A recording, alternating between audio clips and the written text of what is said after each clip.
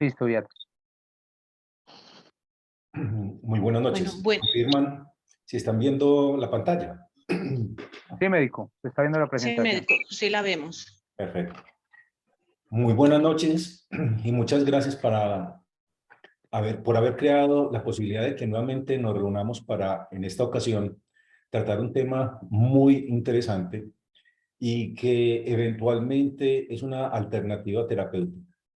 Cuando nos hablan de la homeopatía, generalmente los médicos tradicionales descalifican cualquier intervención, puesto que se nos ha enseñado que solo los medicamentos de síntesis química, las tabletas, los jarabes, etcétera, tienen la posibilidad de ofrecer alguna alternativa de tratamiento.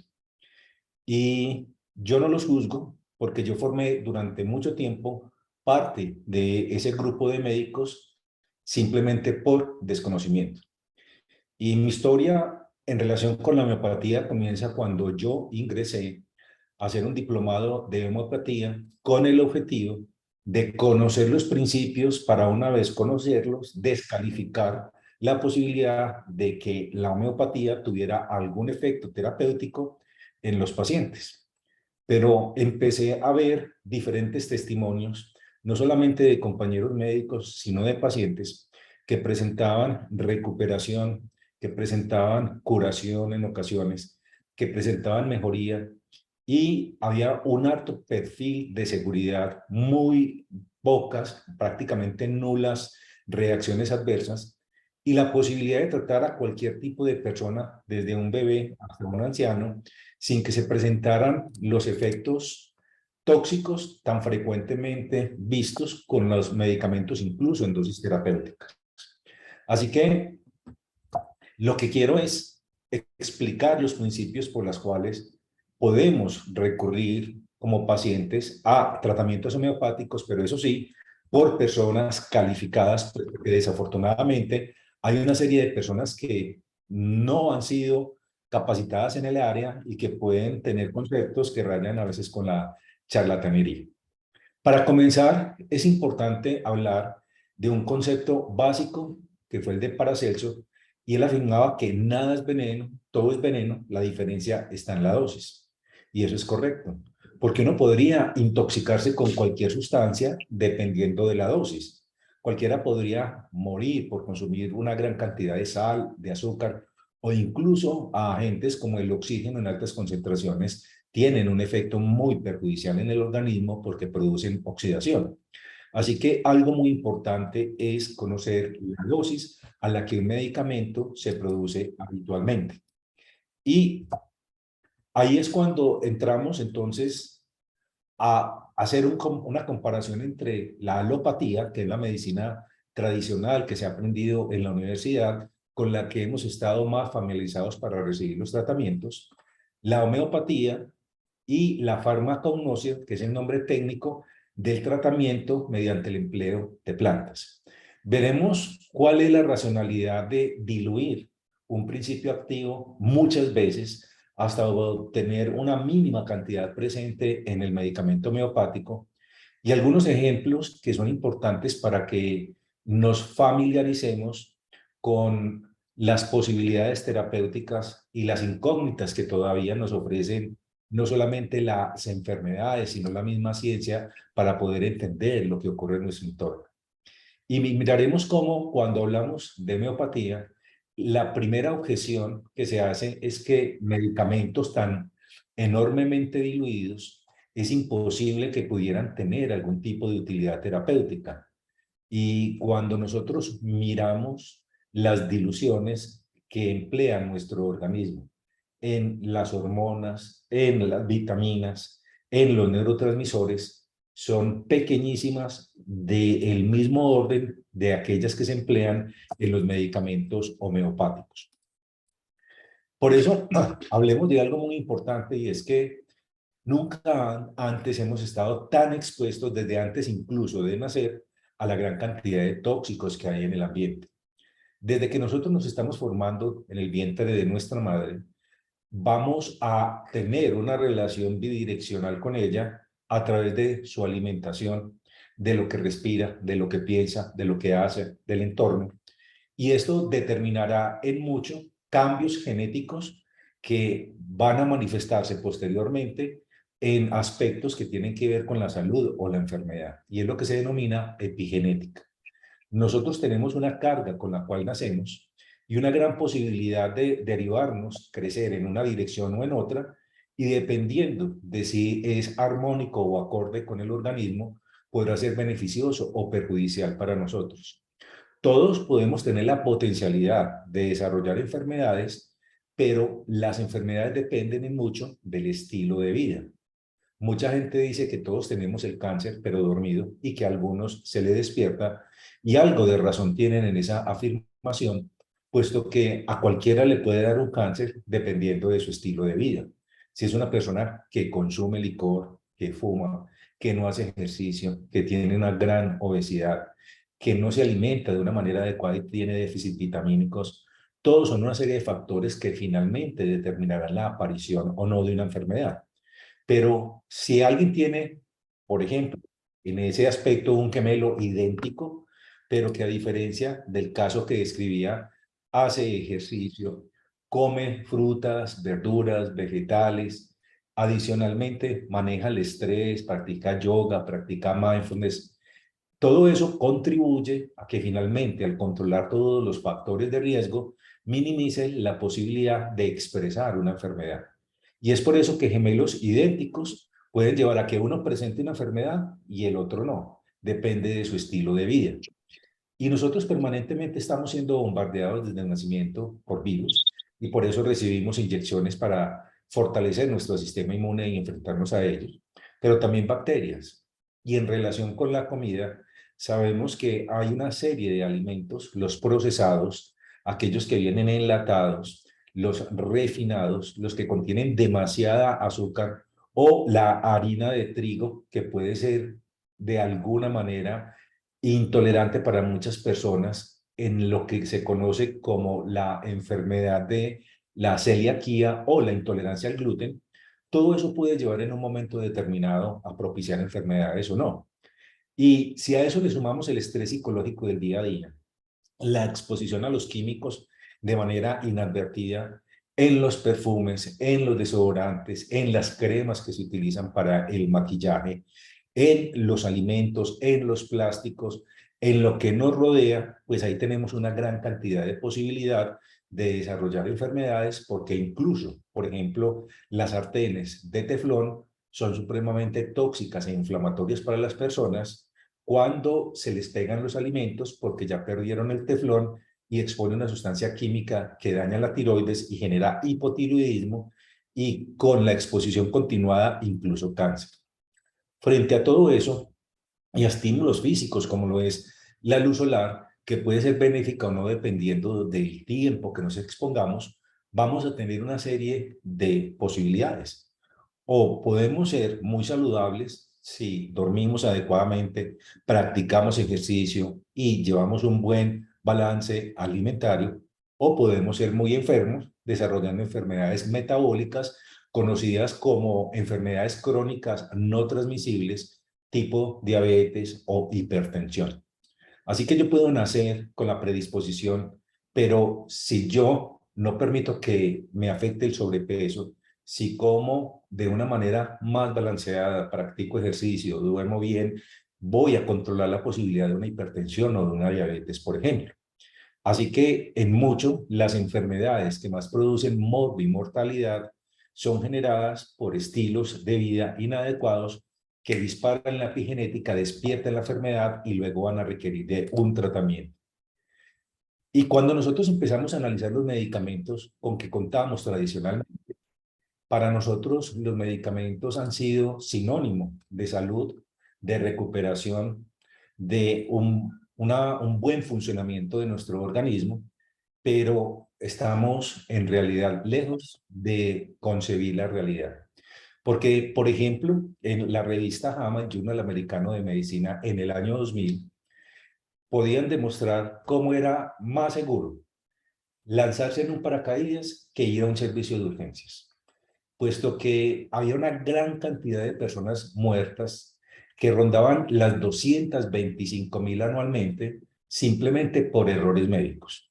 y la mitad de esas muertes eran secundarias a la utilización de medicamentos que generan efectos adversos que llevan, por lo tanto, a complicaciones potencialmente letales.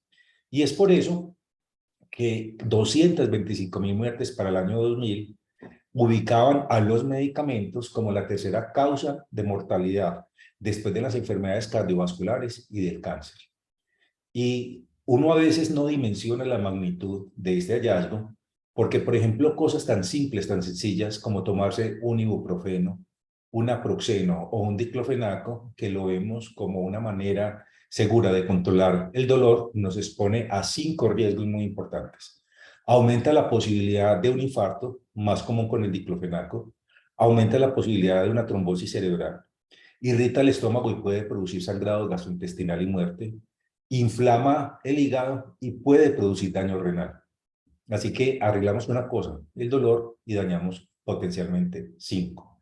Es por eso entonces que debemos tener precaución con la polifarmacia, tomar el menor número de medicamentos posibles, y de ahí que si yo estoy tomando 10, 12 medicamentos, analizar en detalle cuáles son esenciales, saber el riesgo y el beneficio que puede tener un medicamento y que el beneficio supere ampliamente el riesgo para no incurrir en un error.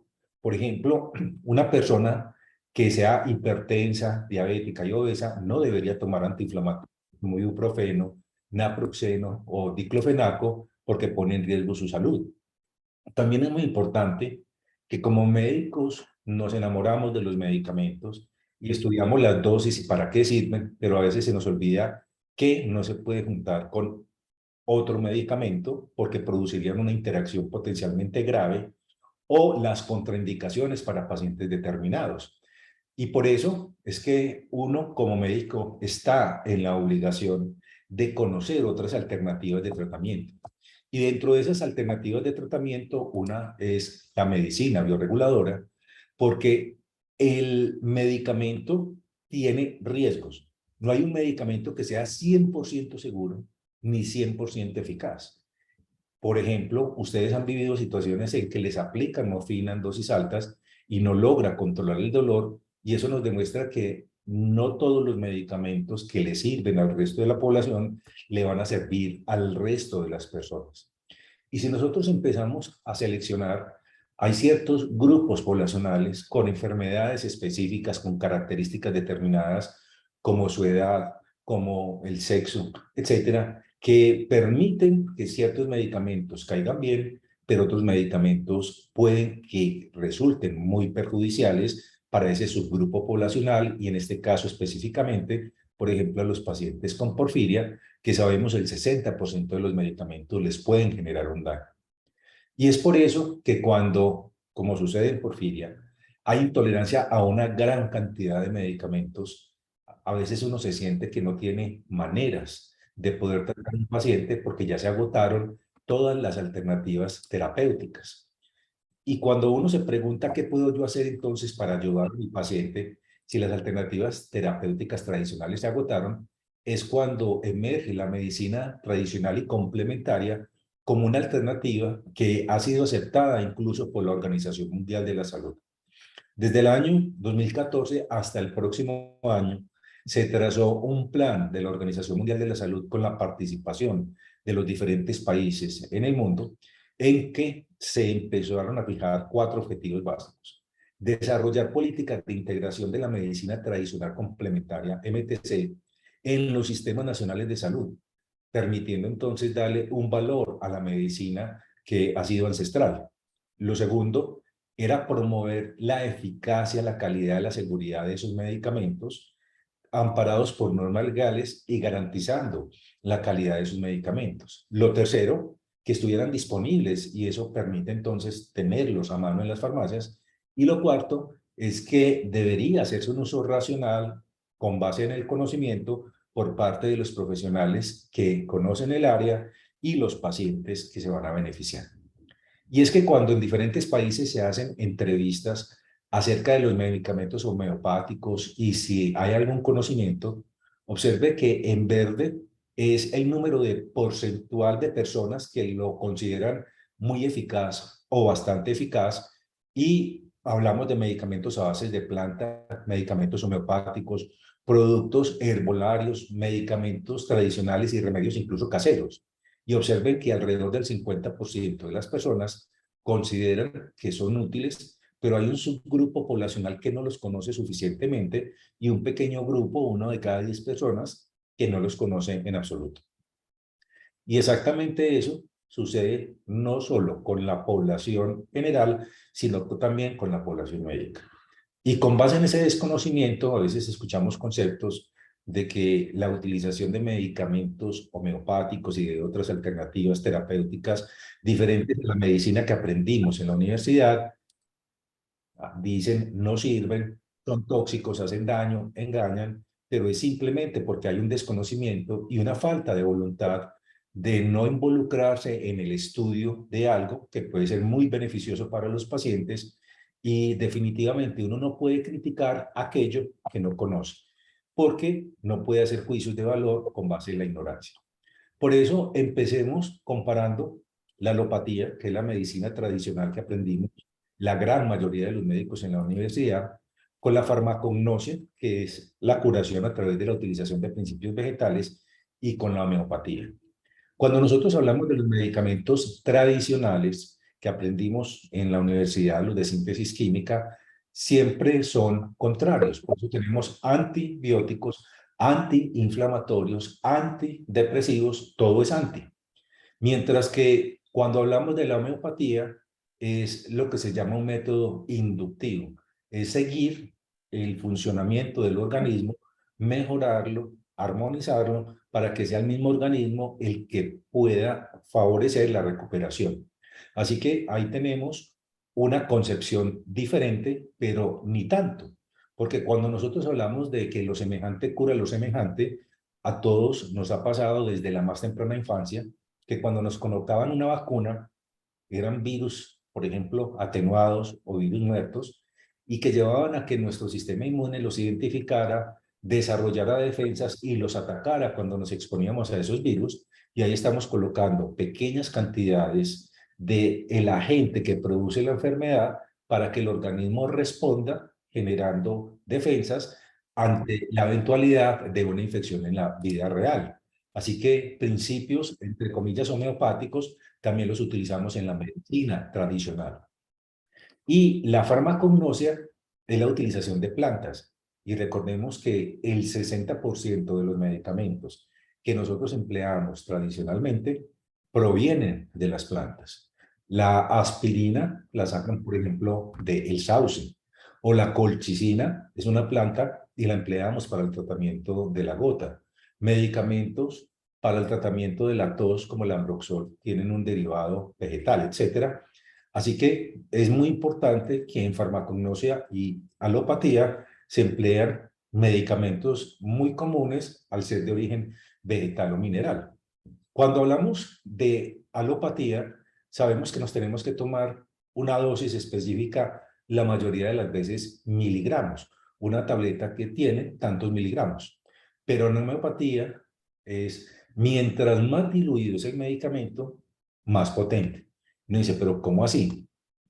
Cuando nosotros tomamos un compuesto y empezamos a diluirlo, a separarlo, a fragmentarlo, cada vez que se diluye va cambiando las características, a la par que cuando es concentrado es completamente diferente a aquello que es diluido.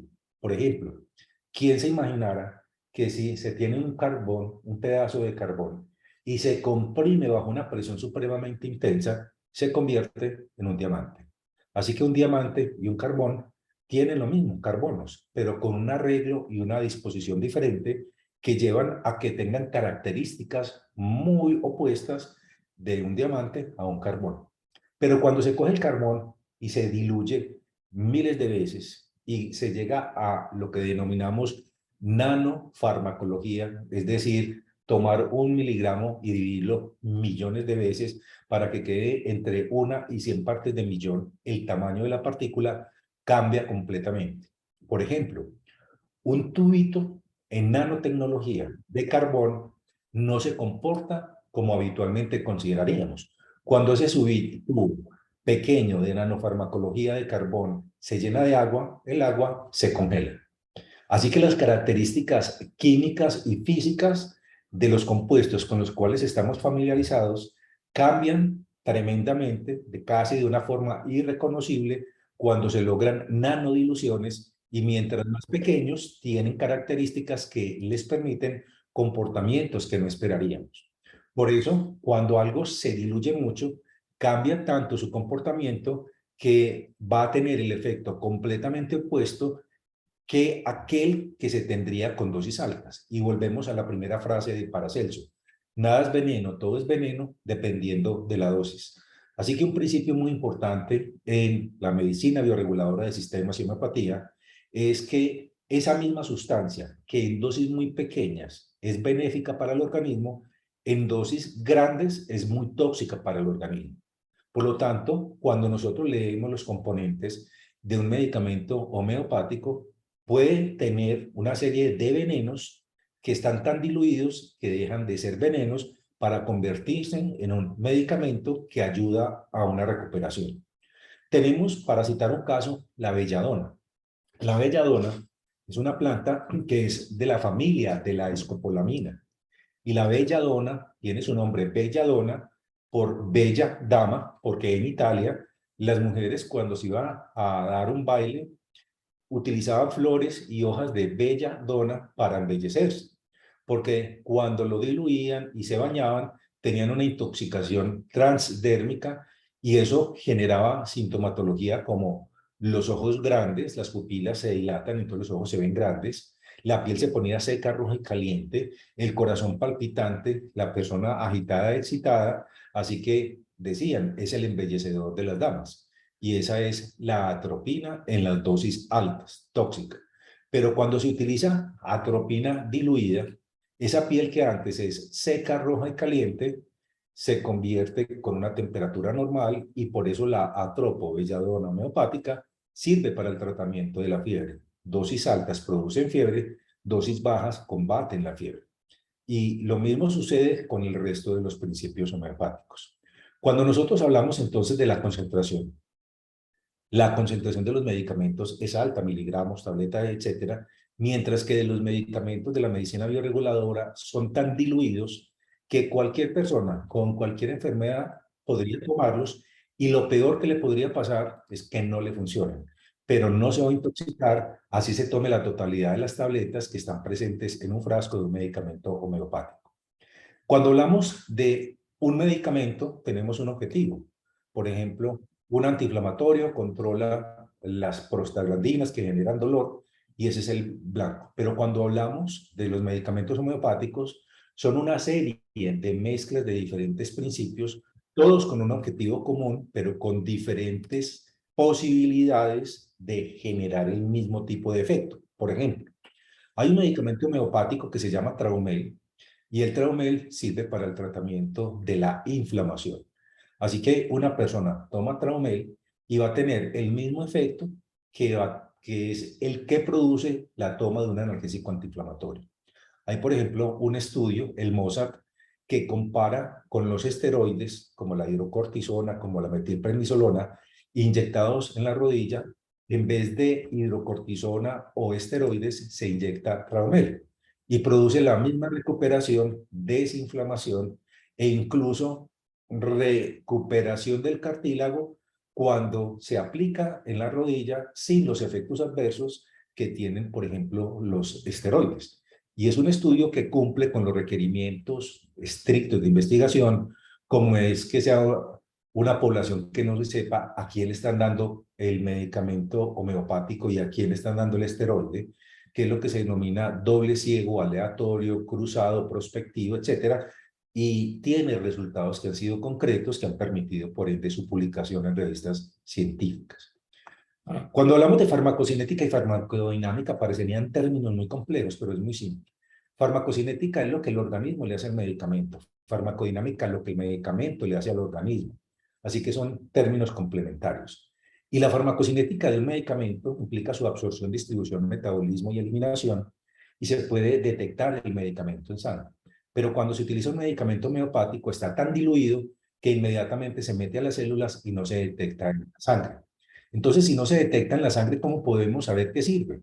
Por los resultados, por la farmacodinamia, que permite medir diferentes sustancias, por ejemplo, el Traumel, las prostaglandinas, en la inflamación, las interleuquinas, etcétera, para poder decir sirve o no. Y es la farmacodinamia lo que ha permitido corroborar la utilidad que tienen los medicamentos homeopáticos.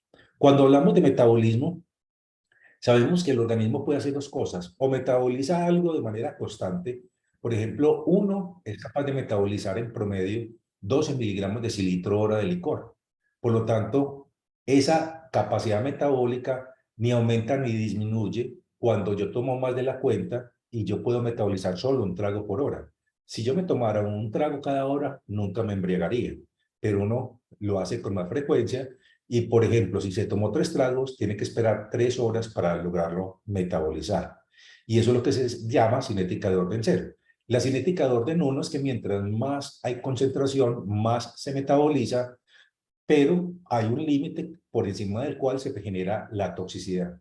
Mientras que eso en la homeopatía no se ve de la misma manera, sino que se puede afirmar que la dosis baja produce un efecto completamente opuesto a una dosis alta y por lo tanto se emplean es dosis bajas. Con base en eso, los efectos adversos son comunes con las plantas y los medicamentos tradicionales, pero son mínimos o inexistentes con los medicamentos homeopáticos. Las mismas interacciones medicamentosas son muchas y muy frecuentemente peligrosas cuando hablamos de medicamentos tradicionales y que a veces los tomamos muy liberalmente. ¿Quién creyera, por ejemplo, que cuando uno toma omeprazol más de 3 meses, cambia la flora del estómago y la flora del intestino? Hay más riesgo de que uno se infecte intestinalmente con una bacteria que se llama Clostridium difficile, que produce colitis. Hay con el omeprazol cambios estructurales en el estómago que en el largo plazo podrían llevar incluso a cáncer. Hay menos absorción de hierro y se puede presentar anemia, menos absorción de magnesio y se puede presentar calambres, por ejemplo. Hay posibilidad de afectar e inflamar el riñón, la nefritis, dentro de una serie de complicaciones adicionales que se pueden presentar. Y simplemente estamos hablando de omeprazol, esomeprazol, lansoprazol, rabeprazol, todos estos que se utilizan para la gastritis, así que es frecuente tener efectos adversos. Pero con los medicamentos ultradiluidos la posibilidad es mínima y las buenas prácticas de manufactura son muy importantes para un medicamento. Con las plantas es más difícil controlarlo porque una persona emplea hojas, el otro emplea tallos, el otro emplea los dos, el otro raíces, así que es muy complicado controlarlas. Y con la homeopatía, además de las buenas prácticas de manufactura, siempre se tiene que diluir el medicamento en líquidos o en lactosa, en tabletas o eventualmente en alcohol. Así que son diferencias muy importantes.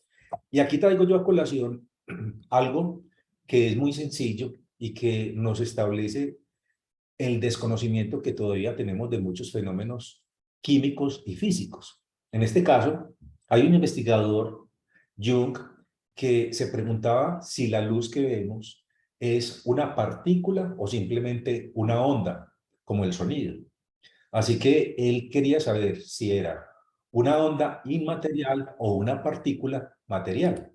Y para tal efecto, él se consiguió una caja, puso un papel fotosensible en el fondo, puso una tabla y le hizo una ranura, un hueco, y puso una linterna.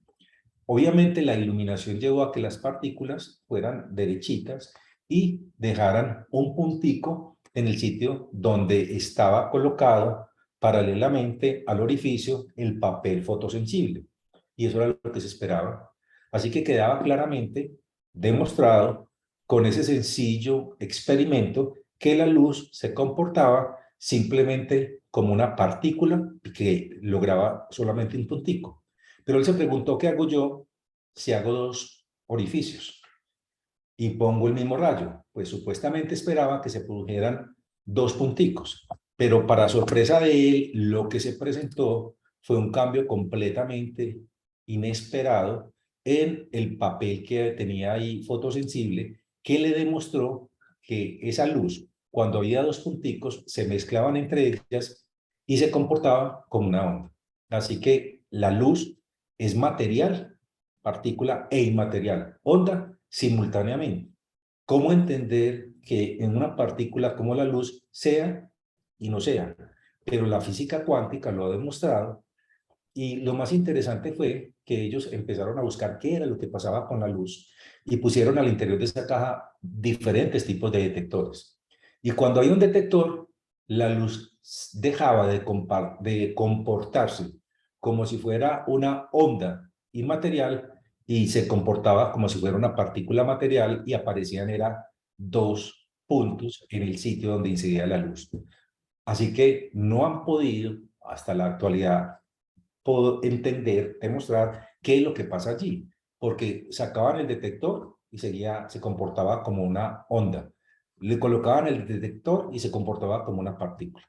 Lo único que esto permitió afirmar era que siempre que uno mira algo, lo cambia y que los electrones son susceptibles de modificarse con la simple intervención de la persona, de la palabra, de la energía, de la presencia. En homeopatía, entonces, comencemos a analizar fenómenos muy similares a los de la física cuántica. Hubo un investigador francés que era inmunólogo y era bioquímico, Benaviste, y él quería saber si cuando colocaba en una reacción alérgica un cuerpo extraño que se llama antígeno, con una de las defensas del organismo, el anticuerpo, que llevan a que se una el antígeno cuerpo extraño con el anticuerpo para destruirlo, hasta qué dilución ese anticuerpo podía detectar ese antígeno. Entonces, él tomó una cantidad de anticuerpos hasta que empezó a diluir, a diluir, a diluir, y cada vez que agregaba a esa solución diluida el antígeno, aparecía una reacción antígeno-anticuerpo.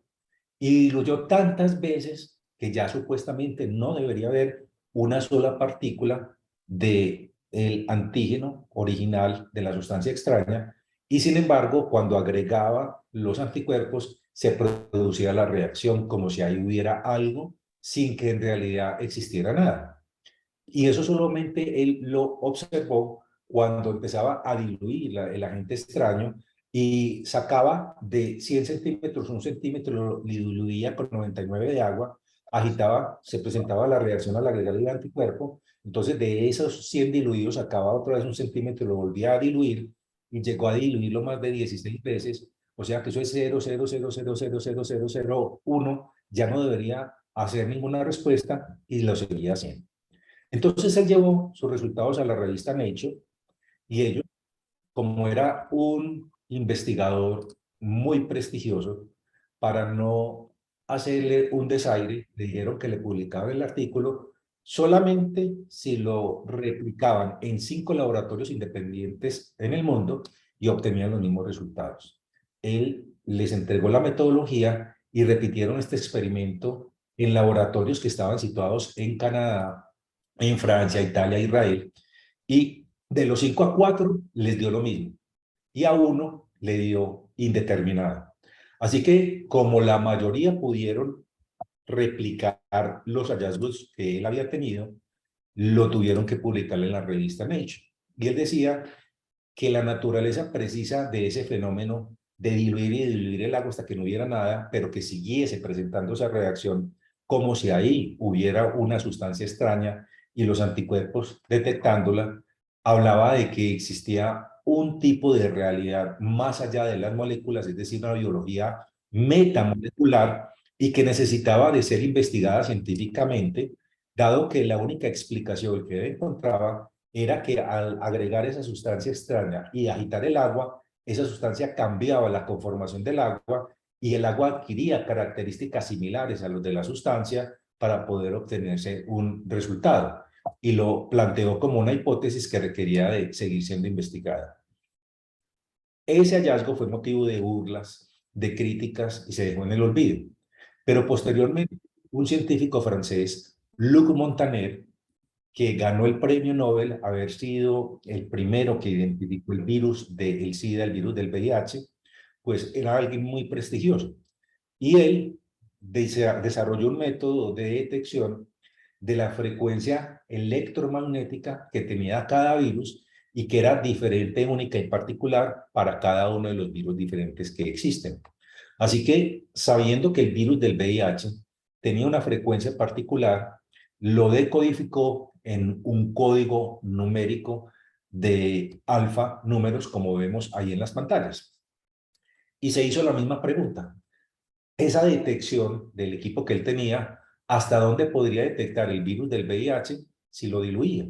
Entonces simplemente cogió 1 centímetro de sangre de una persona con VIH, lo diluyó en 99 centímetros de agua y de ahí sacó 1 centímetro, lo diluyó en 99 de agua, de esa nueva dilución otro centímetro y siguió diluyendo y diluyendo y empezó a detectar y a detectar el virus y llegó a una dilución en que ya no debería haber ni siquiera un virus y seguía detectando la frecuencia del virus como si estuviera allí.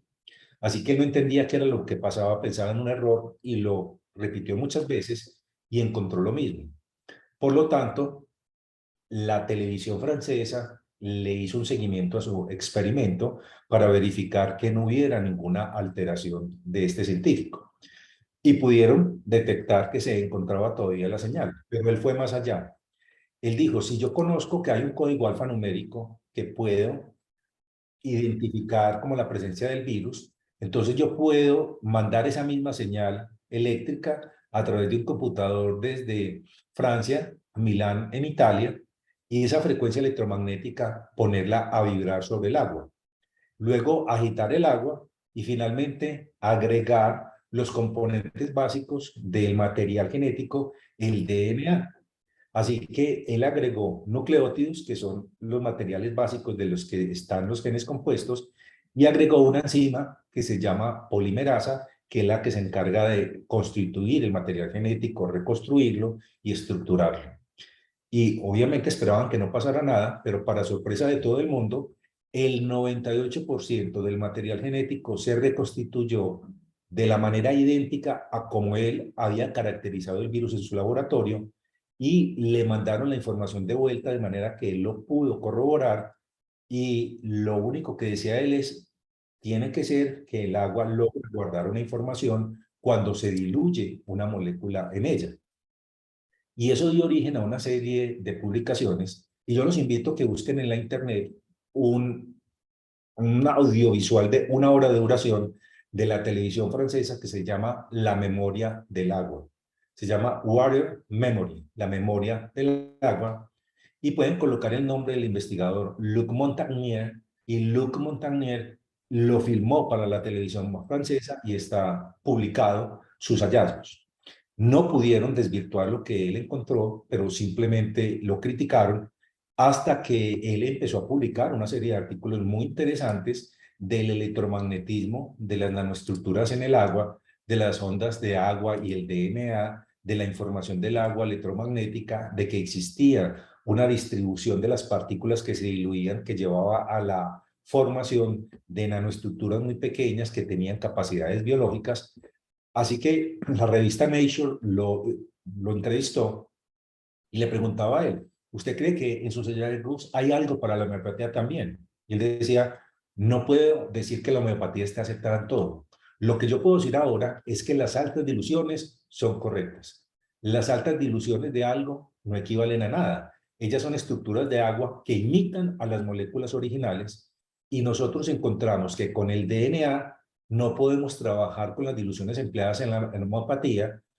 No pudimos ir más allá de una dilución de 10 a la menos 18, que eso significa 0 y 17, 1 partícula, que es prácticamente inimaginable, pero aún en esa dilución ellos detectaban la señal sin que debiera existir. Y afirmaba, pero aún a la 10 a la menos 18, usted puede calcular que no queda ni una sola molécula de DNA del virus. Y nosotros todavía detectábamos la señal. Esto entonces fue nuevamente un interrogante para la ciencia y toleraron las afirmaciones que él hizo hasta que se le ocurrió algo desafortunado. Y él dijo, si logramos caracterizar la vibración electromagnética de un medicamento, pues no vamos a tener que dar el medicamento a las personas, sino que incidimos esa información vibracional sobre el tejido de un órgano y el órgano debe responder a ese medicamento sin tener que tomarlo y eso llevaría a que no tuviéramos que utilizar medicamentos. Cuando hizo esa afirmación, las casas farmacéuticas inmediatamente le retiraron su apoyo, le quitaron las becas, le decomisaron el laboratorio y lo exiliaron en China, donde hasta hace poco tuvo su investigación, ya que este año, desafortunadamente, este científico murió.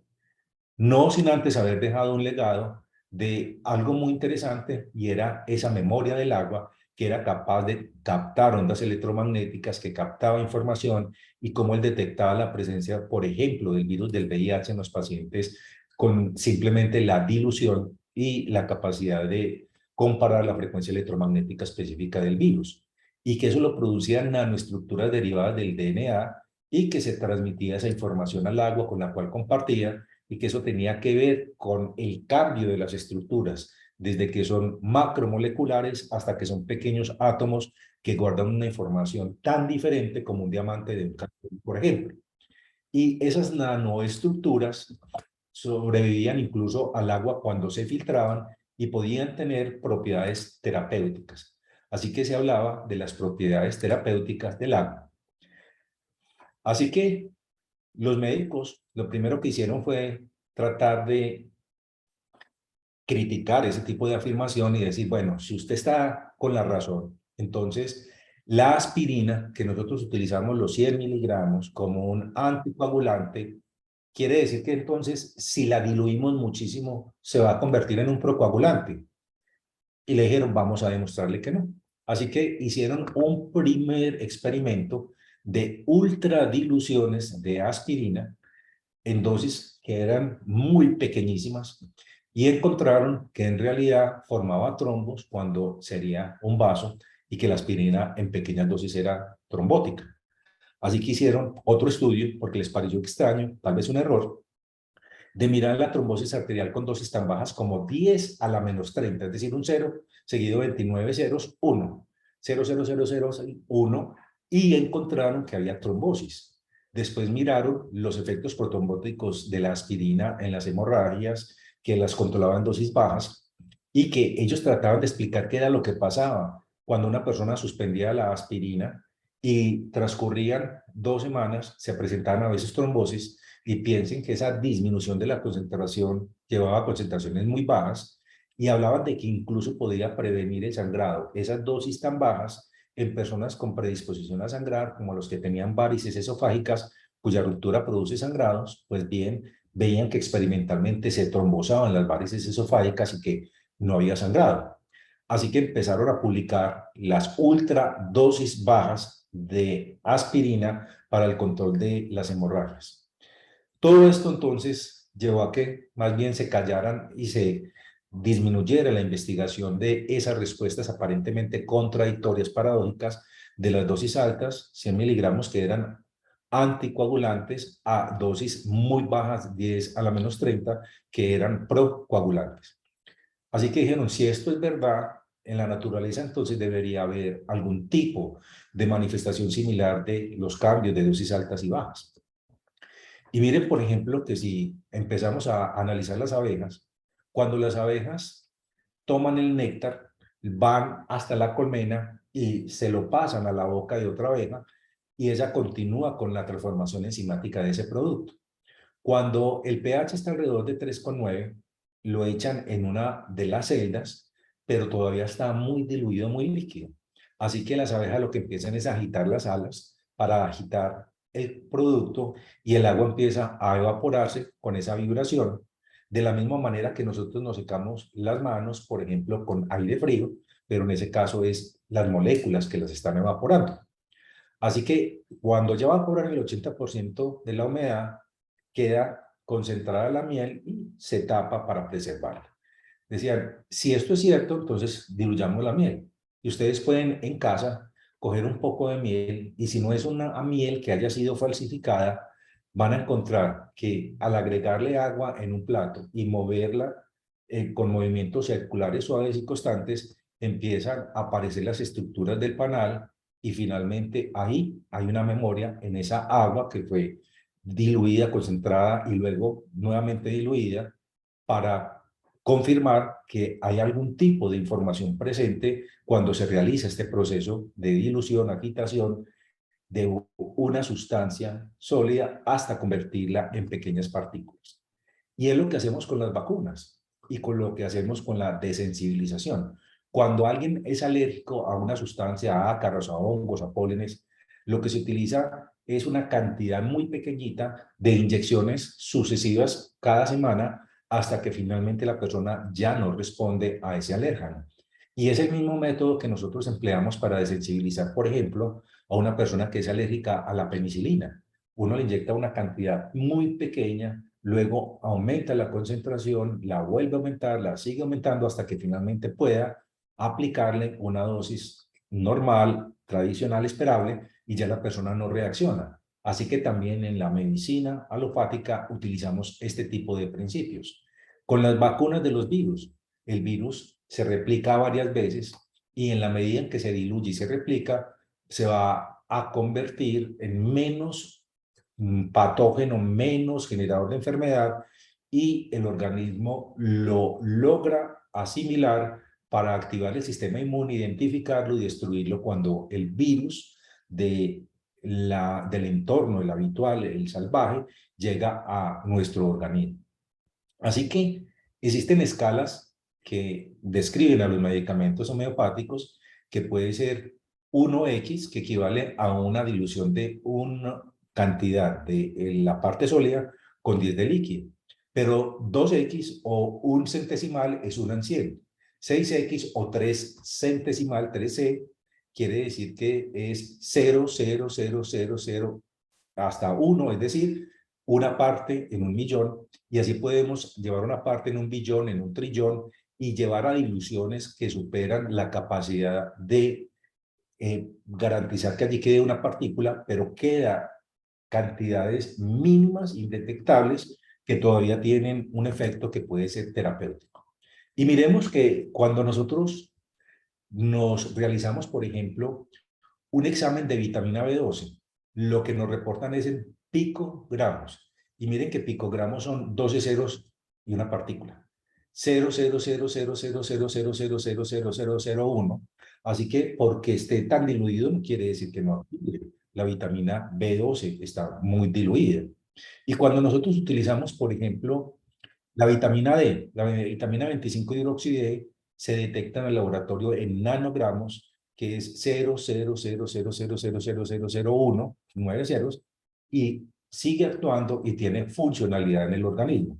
Esto nos permite entonces afirmar que el hecho de que un medicamento esté altamente diluido o la técnica de generación de medicamentos bioreguladores homeopáticos no quiere decir que no tenga un efecto terapéutico, no quiere decir que no funcione.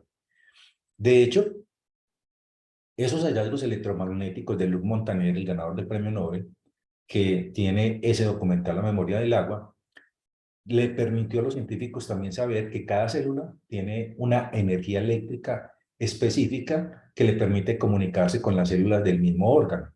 Pero cuando el órgano se comunica con otro tejido, por ejemplo el hígado con el intestino tiene otra frecuencia electromagnética diferente, pero que la logran armonizar, y que el intestino tiene una mucosa similar a la que tiene, por ejemplo, el tracto genitourinario, y por eso alteraciones en la flora del intestino predisponen a infecciones en la vejiga, ya que comparten cierto tejido linfoide y mucoso.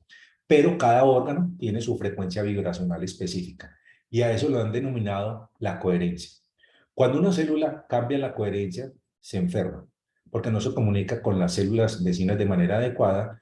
El órgano, por lo tanto, empieza a disfuncionar y tiene repercusiones en un tejido o en un sistema, en un aparato determinado. Así que el organismo requiere tener una integralidad de esas frecuencias específicas de los tejidos para tener una coherencia de todo el organismo. Y podemos decir que una enfermedad, una inflamación, un dolor, es un cambio de la energía que tiene a nivel eléctrico y magnético el organismo. Por eso han hablado de la necesidad de que la medicina la deberíamos reenfocar, enseñar homeopatía, pero que esto debe incluir múltiples disciplinas: la física cuántica, la biología cuántica, la medicina convencional, la homeopatía, la psicología, porque somos seres biopsicosociales, y de ahí la importancia de esto. Paralelamente a los estudios de Luc Montagnier, hubo otros científicos, como por ejemplo Masaru Emoto, que logró demostrar cómo incluso las vibraciones de las palabras tenían impacto, llevando a que las partículas del agua tomaran una disposición específica, diferente y única, dependiendo de la palabra que les impactara la vibración. Ponían el agua a sinfonías de Mozart y miren las fotografías que lograban de las partículas. O una música de Imagine de John Lennon tenía otra distribución, que es un tema que habla de la paz y el amor. La palabra amor lograba esta distribución. La palabra paz, discúlpenme, la palabra paz tenía una distribución particular. El decir gracias, la gratitud, el agradecimiento generaba una partícula de las más hermosas, pero palabras de odio impactadas sobre el agua como te mataré, destruían las estructuras. Y miren que tomaban agua sucia de un lago, el Fujiwara, y era completamente fea, irregular, era de un aspecto desagradable. Pero cuando oraban por esa agua en voz alta, el agua cambiaba y se transformaba y tenía este tipo de partícula de distribución. Así que él pudo demostrar cómo a través de la palabra uno puede también ayudar, puede sanar, puede consolar, puede mejorar a los pacientes.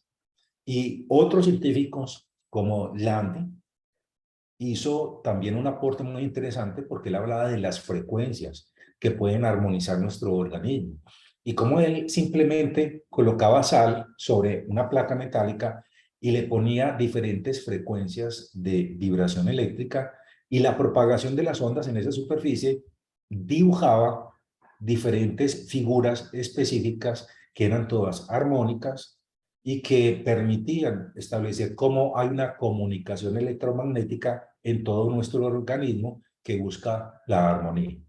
Así que son algunos de los principios que respaldan cómo cuando se toma un medicamento se diluye y sucesivamente se está agitando para diluirlo, se logran nanopartículas que tienen efecto terapéutico, que permiten difundirse a los tejidos y que favorecen que se presenten una gran cantidad de beneficios al ser diferentes sustancias con el mismo objetivo. Y eso es lo que se conoce como diluciones o MACOR. Es como si tomáramos una música de un determinado instrumento a ponerlo con otra, en otra frecuencia, con otra vibración, y finalmente lo que se obtiene es una sinfonía. Así que las altas diluciones aparecen en muchos compuestos que pueden llevarse a generar toxicidad. Y por ejemplo, la toxina botulínica es una de esas sustancias que muy diluida tiene efectos benéficos cuando se inyecta para no solamente quitar las arrugas, sino para el manejo de la cefalea, para los espasmos musculares, para muchas otras aplicaciones. Y es que todo nuestro organismo funciona con pequeñas sustancias muy diluidas. Todos los que vemos ahí, como neurotensina, vasopresina, folículo estimulante, diferentes factores, funcionan en pequeñísimas cantidades que equivalen a la dilución de una sustancia muy concentrada que se logra cuando uno tiene 1 centímetro de esa sustancia pura, lo diluye 99 de agua, lo agita, lo diluye bien y se saca 1 centímetro de aquí y se lleva 99 de agua. Ahí tenemos 2 diluciones centesimales, de aquí se saca 2 centímetros y se llega a 3 y podemos repetir eso 12 veces y tener una cantidad que es infinitesimal, 10 a la menos 24. Es decir, la homeopatía lo que hace es agitar, diluir y llevar a la formación de nanopartículas con un efecto terapéutico que se ha demostrado incluso en la medicina habitual.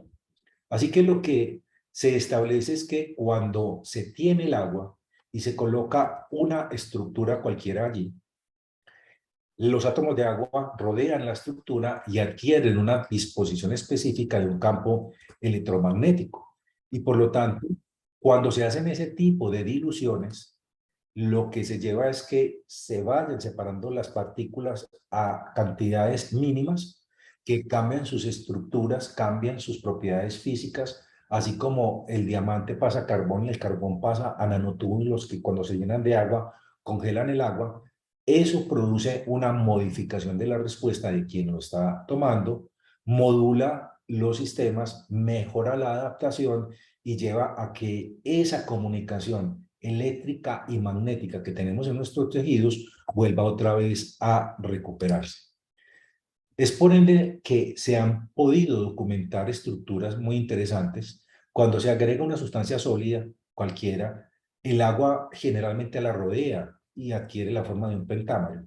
Pero esta se une a otro pentámero y forma un biciclooctámero y después un triciclodecámero y empiezan a cambiar y unirse las partículas hasta que forman estructuras con poros centrales, características y únicas de cada sustancia, cada soluto, cada sólido que le agregamos ahí. Así que lo que se ha documentado es que el agua y sus moléculas, cada puntico rojo y los dos azules son hidrógenos, el H2O, agua, rodea una sustancia sólida y luego esa sustancia se diluye. Y observen que al desaparecer deja las partículas agregadas a su alrededor y siguen agregándose y agregándose muchas partículas hasta que finalmente forman estructuras complejas que tienen la capacidad de modificar el funcionamiento. Así que miren que la nanofarmacología es lo que permite la respuesta del cuerpo a dosis extremadamente pequeñas.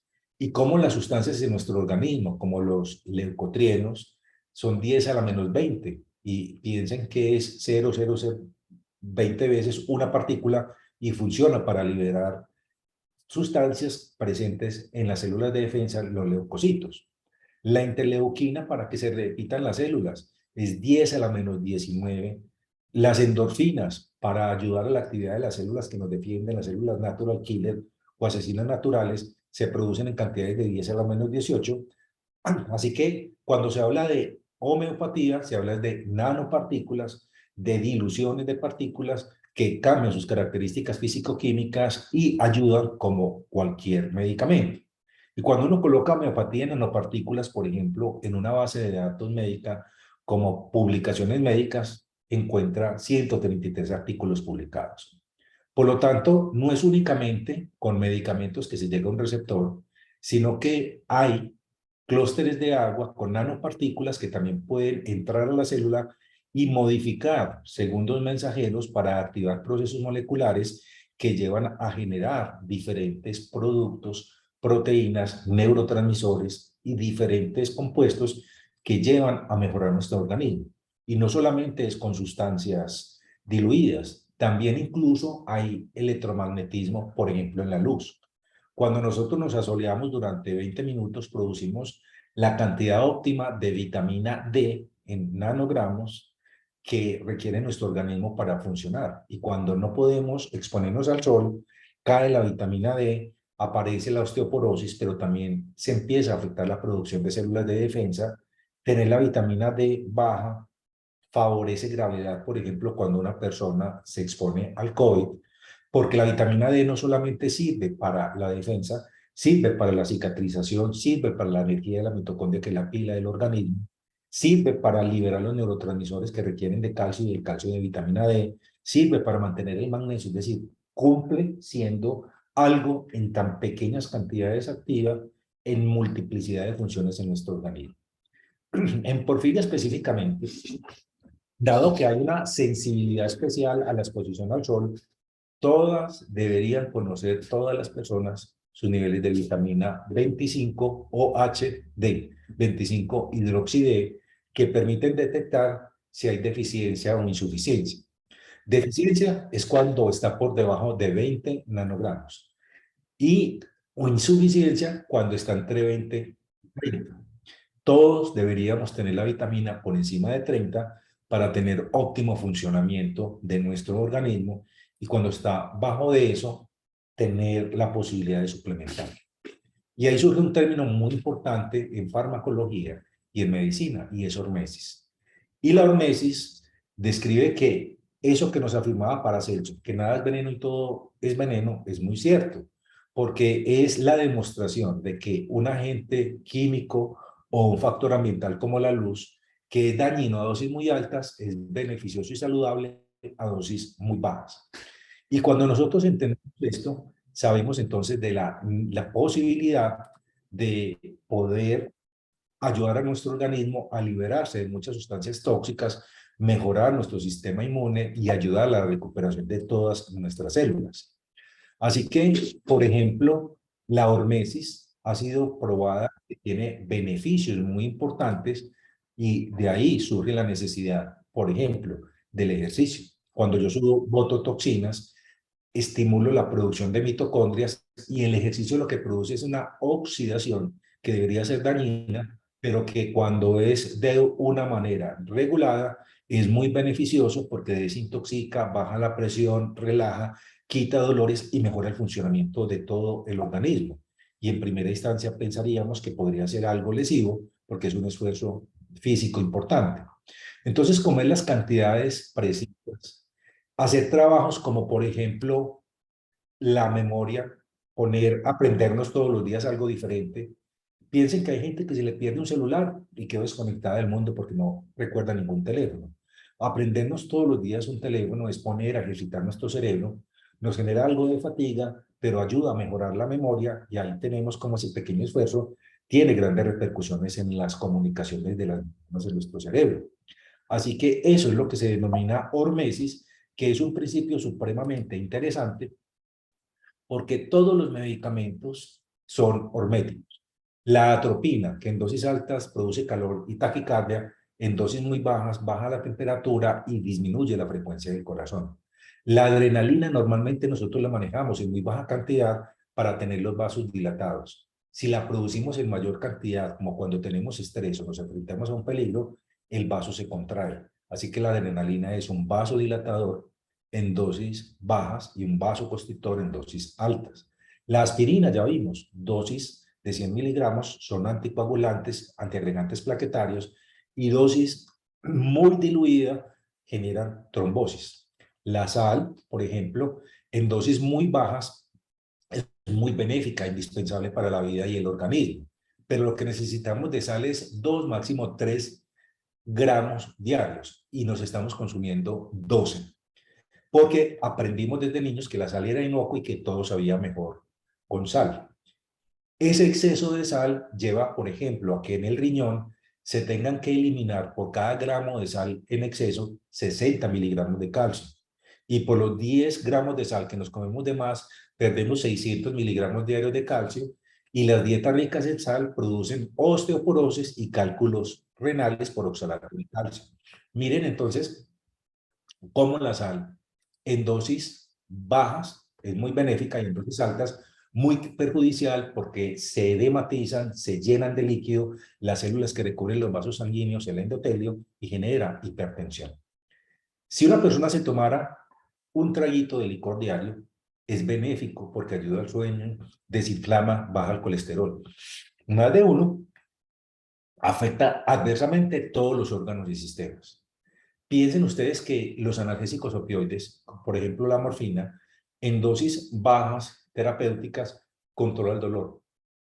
Pero si yo empiezo a recibir dosis sucesivamente altas o me tomo el medicamento para el dolor en mayor dosis de la que me mandaron, el organismo empieza al aumentar la dosis a esconder los receptores, más dosis, menos receptores, más dosis, menos receptores aún. Y finalmente me colocan la morfina y me da dolor. Eso es lo que se denomina hiperalgesia inducida por opioides. Dosis bajas adecuadas controlan el dolor, dosis muy altas generan dolor. Igual sucede con medicamentos para la hipertensión, para el asma, etcétera. Siempre hay un comportamiento hormético que depende de una dosis y de ahí la importancia de tomar la cantidad justa del medicamento con la frecuencia adecuada, si es 3 veces al día no es 4, y de esa manera permitir que haya un control. Y eso es lo que se ha denominado en esta medicina tradicional la zona hormética, la zona baja, que se ha descrito como una U invertida o como una J, porque la dosis alta produce toxicidad y las dosis pequeñas producen cambios benéficos para el organismo.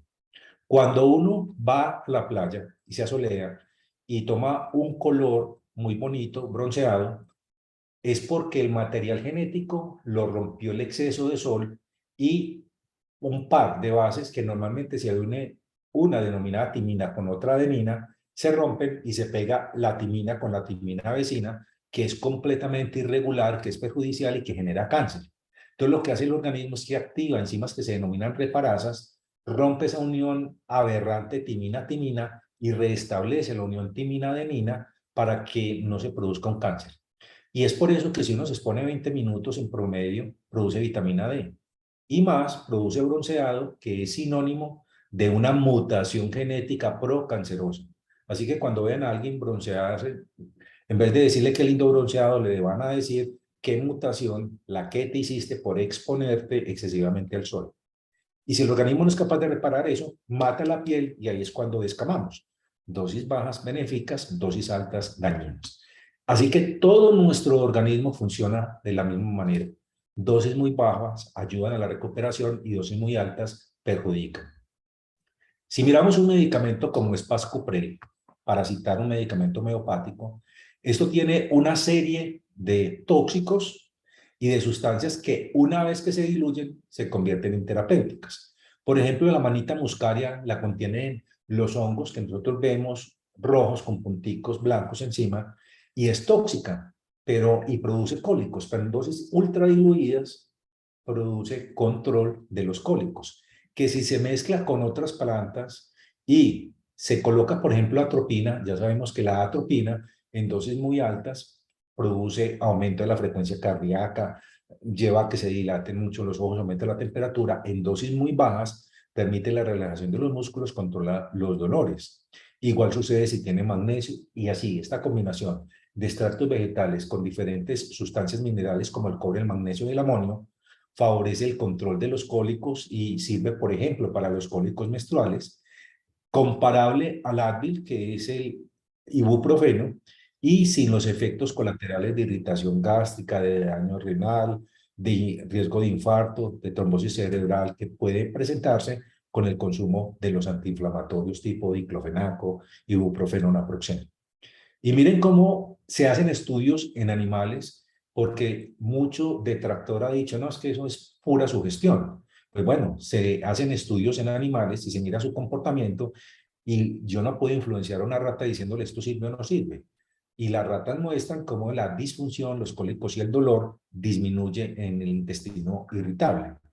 Y se ha comparado, por ejemplo, el Spascuprel con el butilbromuro de iosina, que no es más ni menos que escopolamina en una dosis baja, con un radical butil para que no pase el cerebro, y no se vende como butilbromuro de escopolamina porque nadie lo compraría, sino como butilbromuro de iosina, pero es la misma cosa.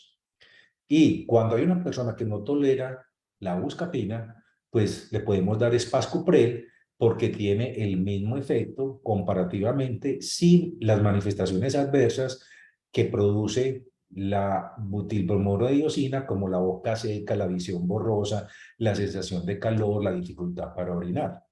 Así que miren que hay manera de hacer tratamientos cuando hay dolores tipo cólico, aplicándose una tableta de estos medicamentos sublingual cada 15 minutos durante 2 horas y luego 3 veces al día, mañana, tarde y noche, y de esa manera controlamos una gran cantidad de dolores tipo cólicos y observen cómo en 698 pacientes que lo utilizaban para espasmos de la vía urinaria, otros para cólicos menstruales, se presentó que el 70% fueron tratados con homeopatía y el 80% mostró mejoría de su afectación.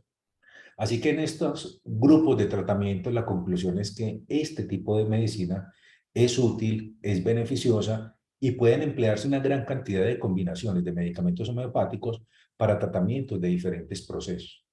Hay un médico, ginecólogo y ginecobstetra, el doctor Franklin, y el doctor Franklin Espitia, que es el presidente de la Asociación Colombiana de Menopausia, hizo un estudio que va a publicar en breve en que trató a mujeres con infecciones urinarias recurrentes con un medicamento que se llama Renel, Renel con doble E, Renel, y a otra le dio antibiótico cefalexina diariamente a un grupo de pacientes durante un año y Renel, que es un medicamento homeopático, a el otro grupo. Y al cabo de un año tenía la misma respuesta en el control de las infecciones con el medicamento homeopático Renel que con la cefalexina, pero sin los efectos colaterales de la cefalexina que cambia la flora, que produce diarrea, que induce resistencia bacteriana, que lleva a que finalmente no sirva el antibiótico. Y estos medicamentos homeopáticos han sido regulados, examinados, comprobados y verificados como unas prácticas de manufactura, son utilizados en todo el mundo, tienen INVIMA en Colombia y son eficaces, son seguros y son muy cómodos para tratar diferentes enfermedades. Si hablamos, por ejemplo, de los ginecólogos, lo utilizan mucho en Alemania, lo utilizan para el control de la menopausia, uno que se llama Cli con K, Cligel, por ejemplo, para el climaterio, o Hormel, hormonas para las alteraciones menstruales en las adolescentes cuando uno no quiere mandar anticonceptivos. Miren que hay estudios para la menopausia, para la depresión, para trastornos del ánimo, para los síntomas menopáusicos, para tratar las oleadas de calor y sudoración que se presentan. Y esto hay que relacionarlo con algo muy interesante y fue un estudio que permitió descubrir que cada una de nuestras células está inserta en una especie de denominación de una matriz celular que lo rodea, en el cual abunda una gran cantidad de colágeno y que tiene el aspecto de una gelatina, y es el intersticio.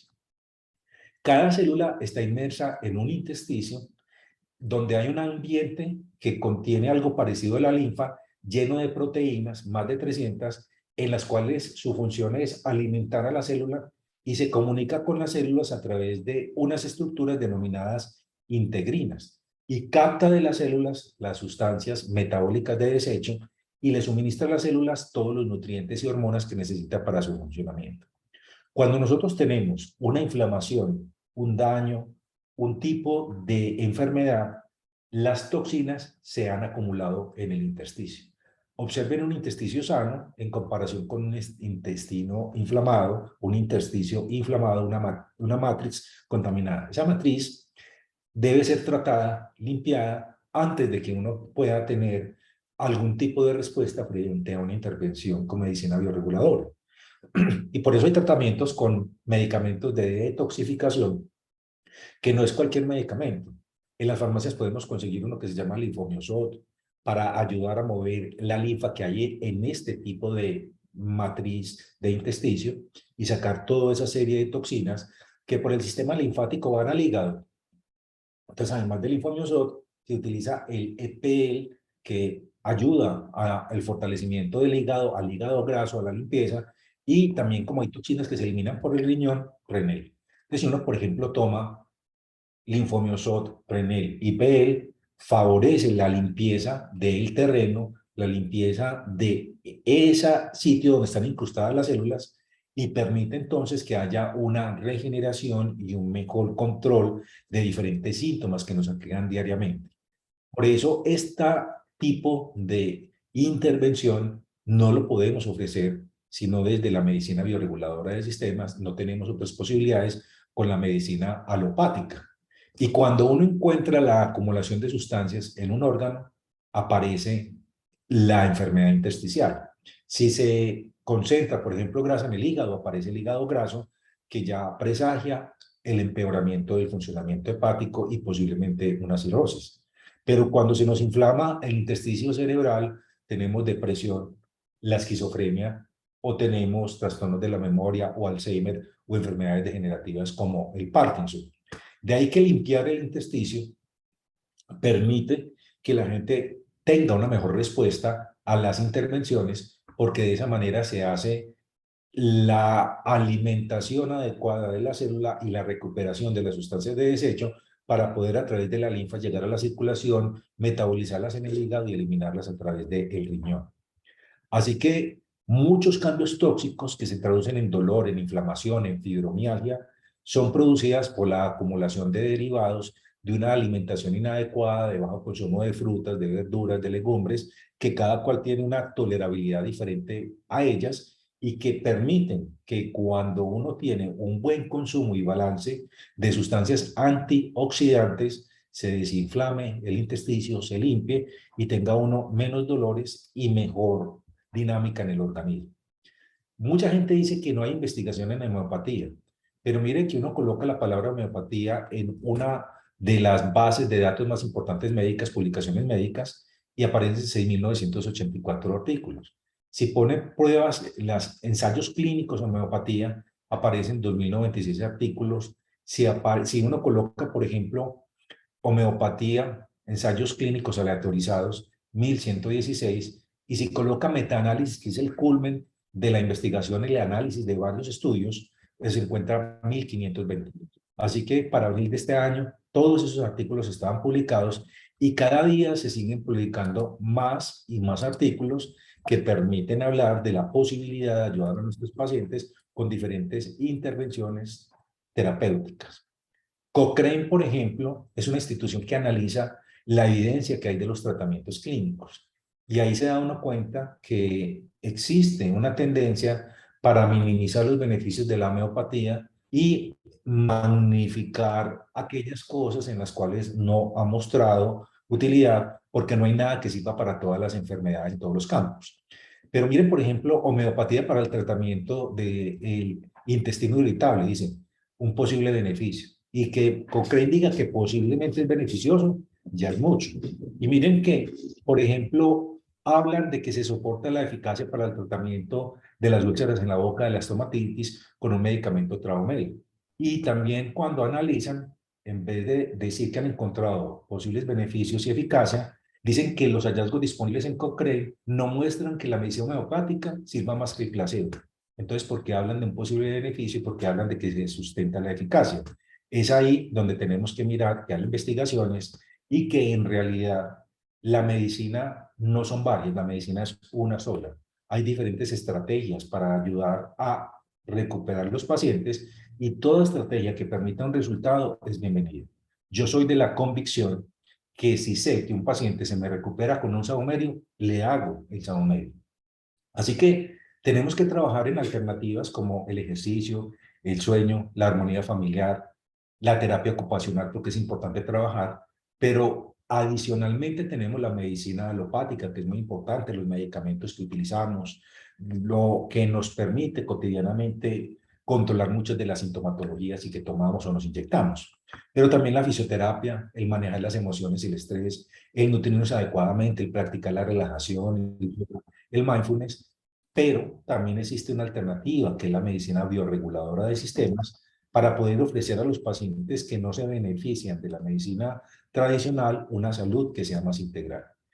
Y termino esto para responder algunas de sus preguntas con esta afirmación del doctor Guillermo Basure, médico homeópata, puericultor, osteópata y profesor en Argentina, y él dice, creo en una medicina mejor. Creo que los médicos escuchamos poco y recetamos mucho.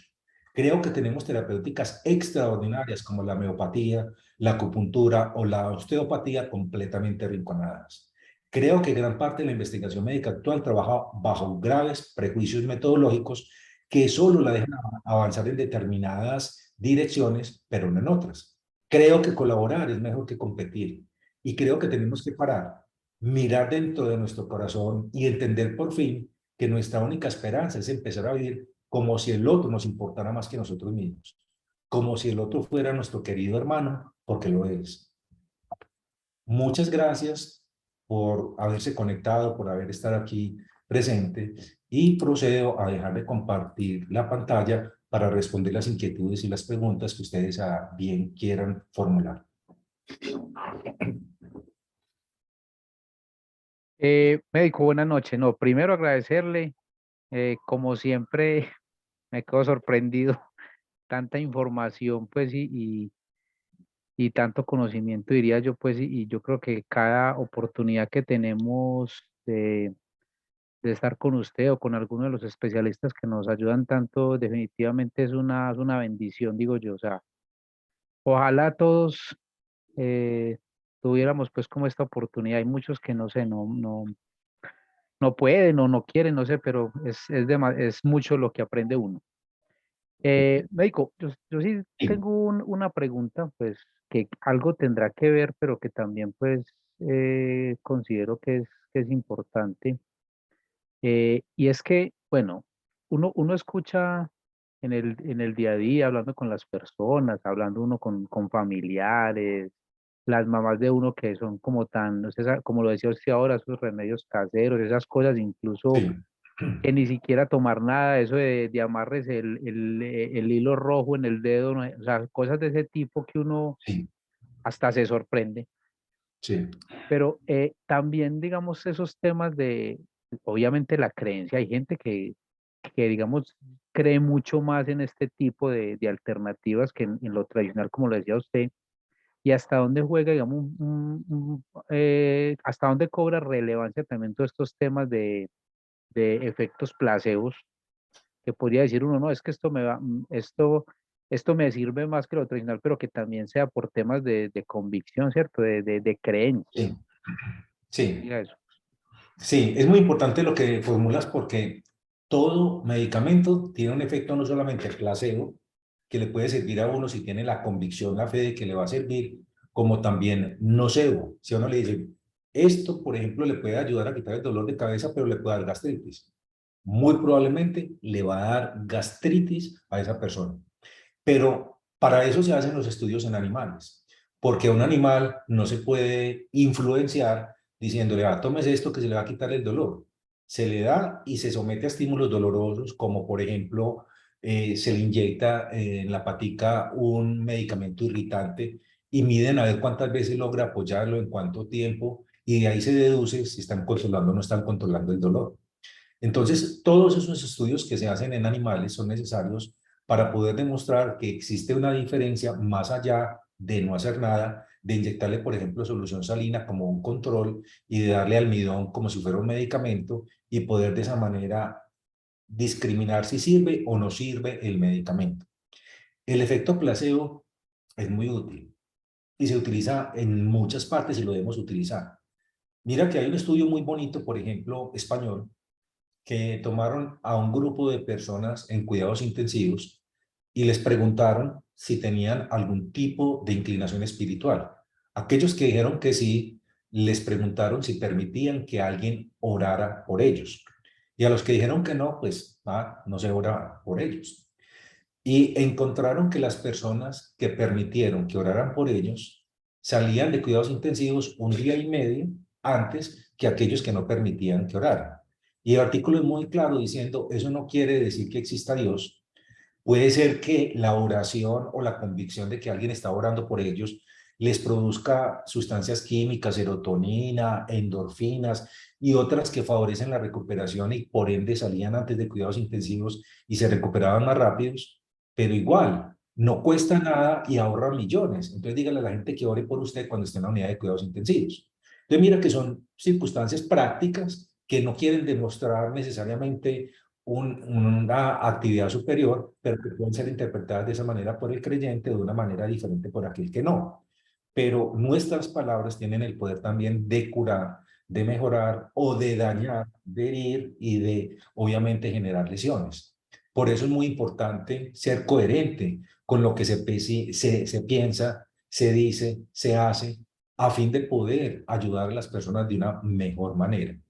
Muy importante considerar que cuando tomamos un medicamento, ya sea alopático o homeopático, ha sido producto del estudio de una generación de un medicamento bajo estrictas normas que deben ser cumplidas ante el INVIMA y que es un medicamento con una potencialidad importante de generar recuperación y beneficio en muchísimas enfermedades. Piensen en algo. A veces salen producto de la manipulación de la información, algunas sustancias naturales que son panaceas. Un año sale, por ejemplo, el noni y sacan hasta champú de noni.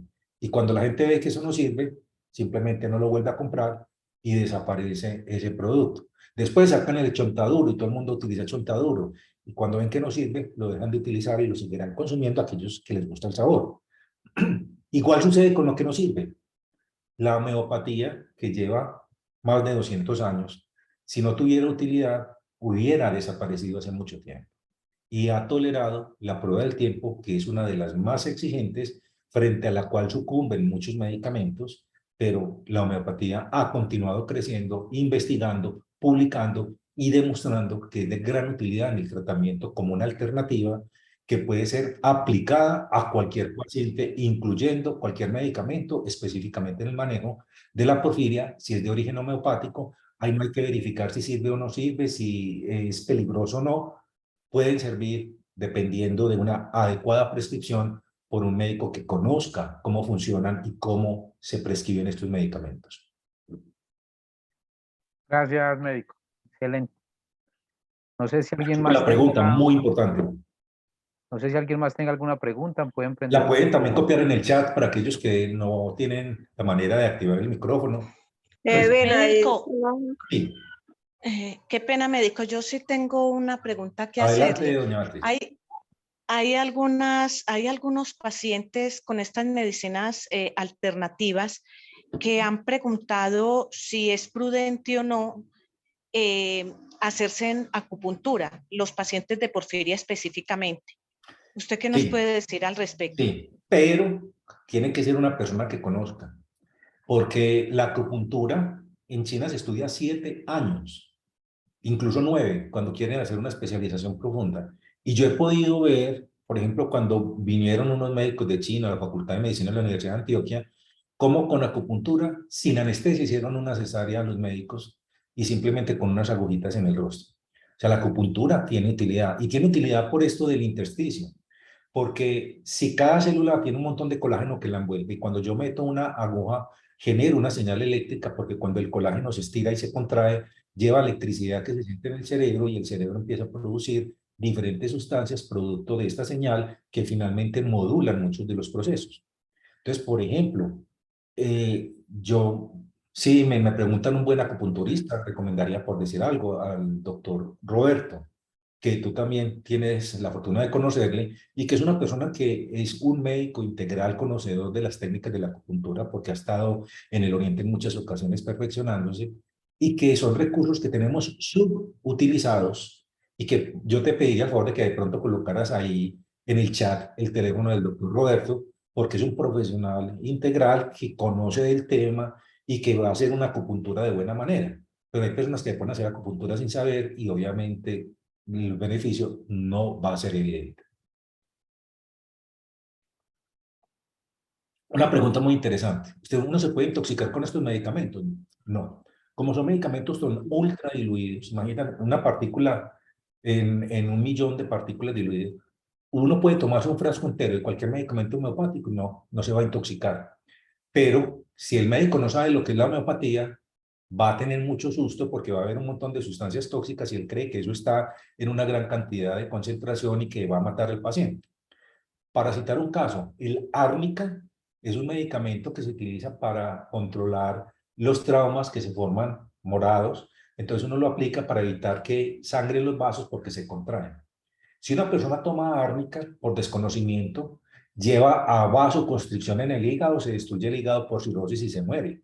Y cuando uno lee un medicamento homeopático como el árnica, pues en dosis altas es muy tóxico, pero en dosis muy bajas es un estimulante del funcionamiento hepático, lo desinflama, lo regula, ayuda en el hígado graso, y estamos hablando de lo que dijimos hormesis. Dosis muy bajas son muy beneficiosas, dosis altas muy tóxicas. Los medicamentos tradicionales de síntesis química en dosis altas intoxican. Los medicamentos homeopáticos ninguno intoxica. Muy buenas noches. Sí, adelante.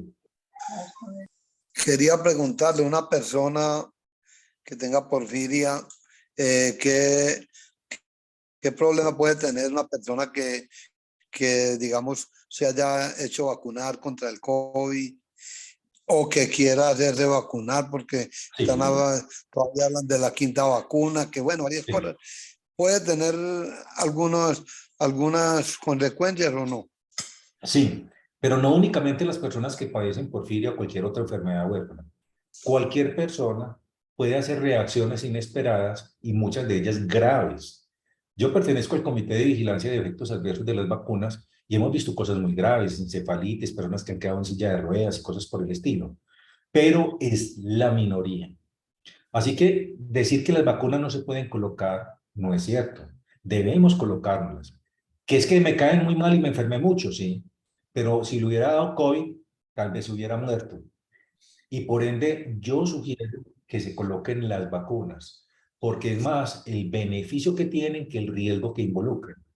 Que puede ser peligroso, sí, pero no podemos generalizar. Es algo así como decirle a la gente: nunca bajen en el centro porque a mí me atracaron. En el centro atracan, y todos los días, pero la mayoría de las personas hacen muchas funciones, actividades laborales y productivas, y no deja de ir al centro por eso. Entonces mi recomendación es: se apliquen la vacuna, y se pueden sentir muy mal, indisponerse, pero por ejemplo hay intervenciones homeopáticas que se pueden hacer y que son muy funcionales. Y aquí leo yo algo muy importante. Hablan de ir, por ejemplo, a comprar en productos herbolarios, en las plazas de mercado, ahí sí no es lo mismo. Si yo voy a comprar un producto homeopático, debe ser en una farmacia de cadena, que tenga respaldo INVIMA, que tenga registro INVIMA. No por ahí medicamentos que venden mezclados, falsificados, adulterados, de procedencia dudosa. Por eso es que a mí me gustan, por ejemplo, laboratorios, como el laboratorio HEL, HEEL, de que mucha gente toma el Engistol cuando tiene COVID y le va muy bien, o el Traumel cuando tiene inflamación y dolores y le va muy bien, o el Spascoprel de gel que permite el control de los cólicos. O, por ejemplo, el laboratorio Boron, también es un muy buen laboratorio que saca el oxilococcinum para la gripa, etcétera. Hay laboratorios prestigiosos, pero hay otros que no son adecuados, que no tienen registro INVIMA, que es simplemente una manera de engañar y utilizar a las personas en busca de un beneficio económico. Y por eso, primero que todo, que el médico tenga título y haya estudiado en este campo. Y segundo, que consiga los medicamentos en un sitio certificado, en una farmacia de cadena, y que el medicamento tenga registro INVIMA. Quería preguntarle también, ¿una persona con porfiria no debe consumir nada de licor o unos cuantos tragos sí o no? Bueno, sea una persona con porfiria o no, si alguien se tomara un traguito diario, no le pasaría nada. Pero desafortunadamente, el 10% de la población es alcohólica. Y en el alcohólico dice, hombre, un traguito me cae muy bien. Y después dice, pero 2 es mejor. Y 3, excelente. Y 4, extraordinario. Y terminas emborrachado y ahí sí, cualquier persona va a tener una descompensación en su salud.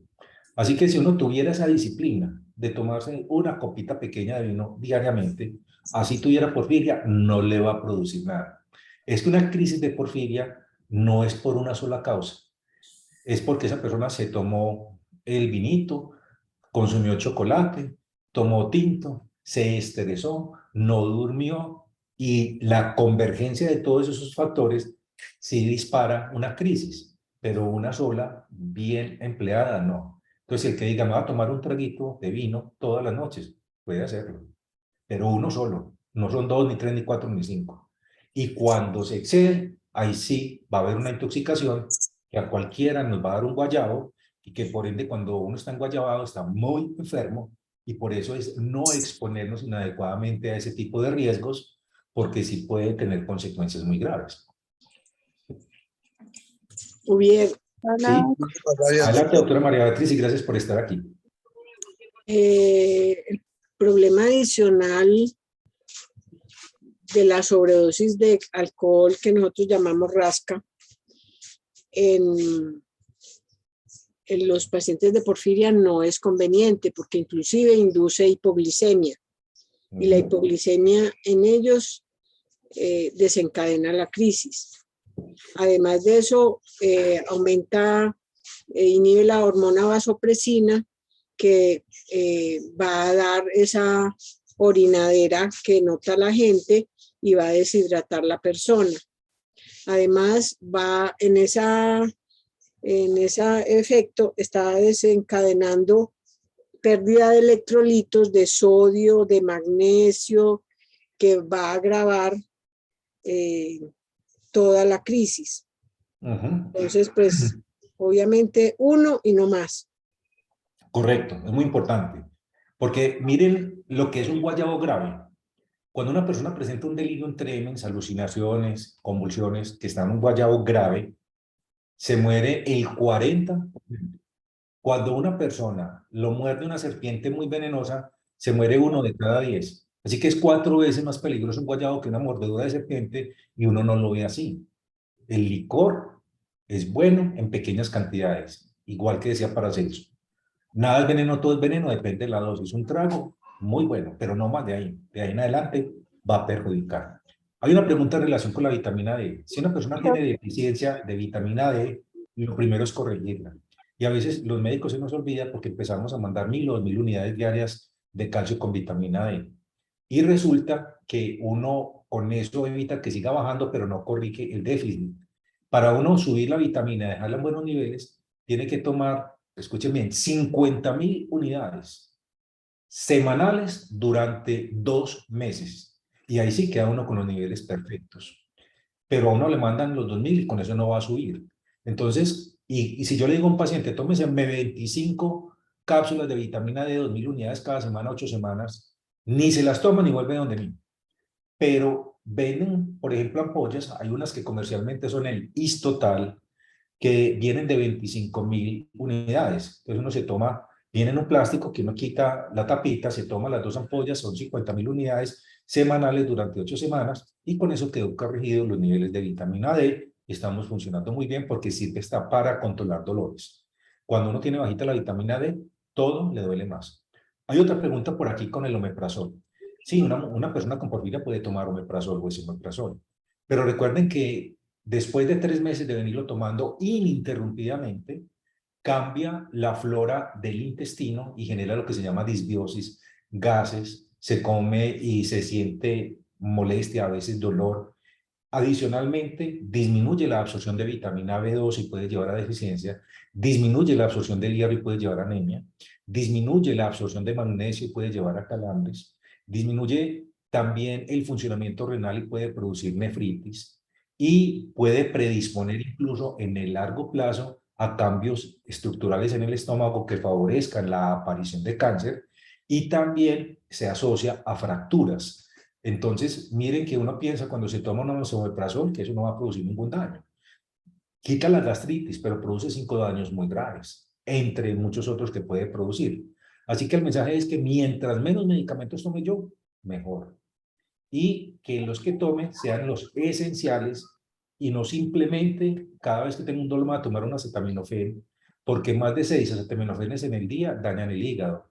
Y en una mujer en embarazo que se tome más de 20 tabletas de acetaminofén durante todo el embarazo, los niños pueden nacer con hiperactividad o con autismo. Entonces no hay un medicamento que sea completamente seguro o eficaz. Y por eso estas alternativas que no involucran los riesgos que nuestros medicamentos siempre tienen, pero que bien utilizados son extraordinarios. Hola, Doc. Hola. Doc, yo quería hacerte una pregunta. Dime. Pues yo últimamente he estado como con una inflamación súper marcada en la columna. Estoy esperando pues un bloqueo facetario, pero hay como un problema con los códigos y me han mandado a que esté tomando tanto en el periodo que también se me alborota como el dolor muscular, tanto como en esos momentos como cuando me da también el dolor de espalda. Este es el Ecoxib, pero yo siento que eso no me sirve. Me ha tocado tomar Advil e inclusive una de las recomendaciones de 2 de los médicos fue que no había ningún problema que me tomara Celecoxib más Advil y mirando la caja dice claramente que no debería hacer eso. Sí. Mira. Entonces, quería preguntarte por lo que te escuché, pues obviamente hablando de este Traumel y el Spascupril, pues como esos Sí. medicamentos, sí. Si de pronto son unas alternativas buenas para mí, porque en este momento estoy en una crisis de dolor pues súper alta y pues obviamente no quiero subir a los opioides ni nada, entonces como qué alternativa puedo tener con eso y cómo serían las dosis para ayudarme como un poco por ese lado. Muy bien. Gracias por tu pregunta y siempre que nosotros tengamos un síntoma, pensemos qué me puede estar a mí desencadenando ese síntoma. Porque no es ir a, como utilizamos un anti, porque eso es como cuando hay un incendio y uno puede apagar la alarma que anuncia el incendio, pero sigue el incendio ahí. Entonces, apagar la alerta no es quitar el problema de base. Esta medicina bioreguladora del sistema siempre busca dónde está el origen de esa problemática.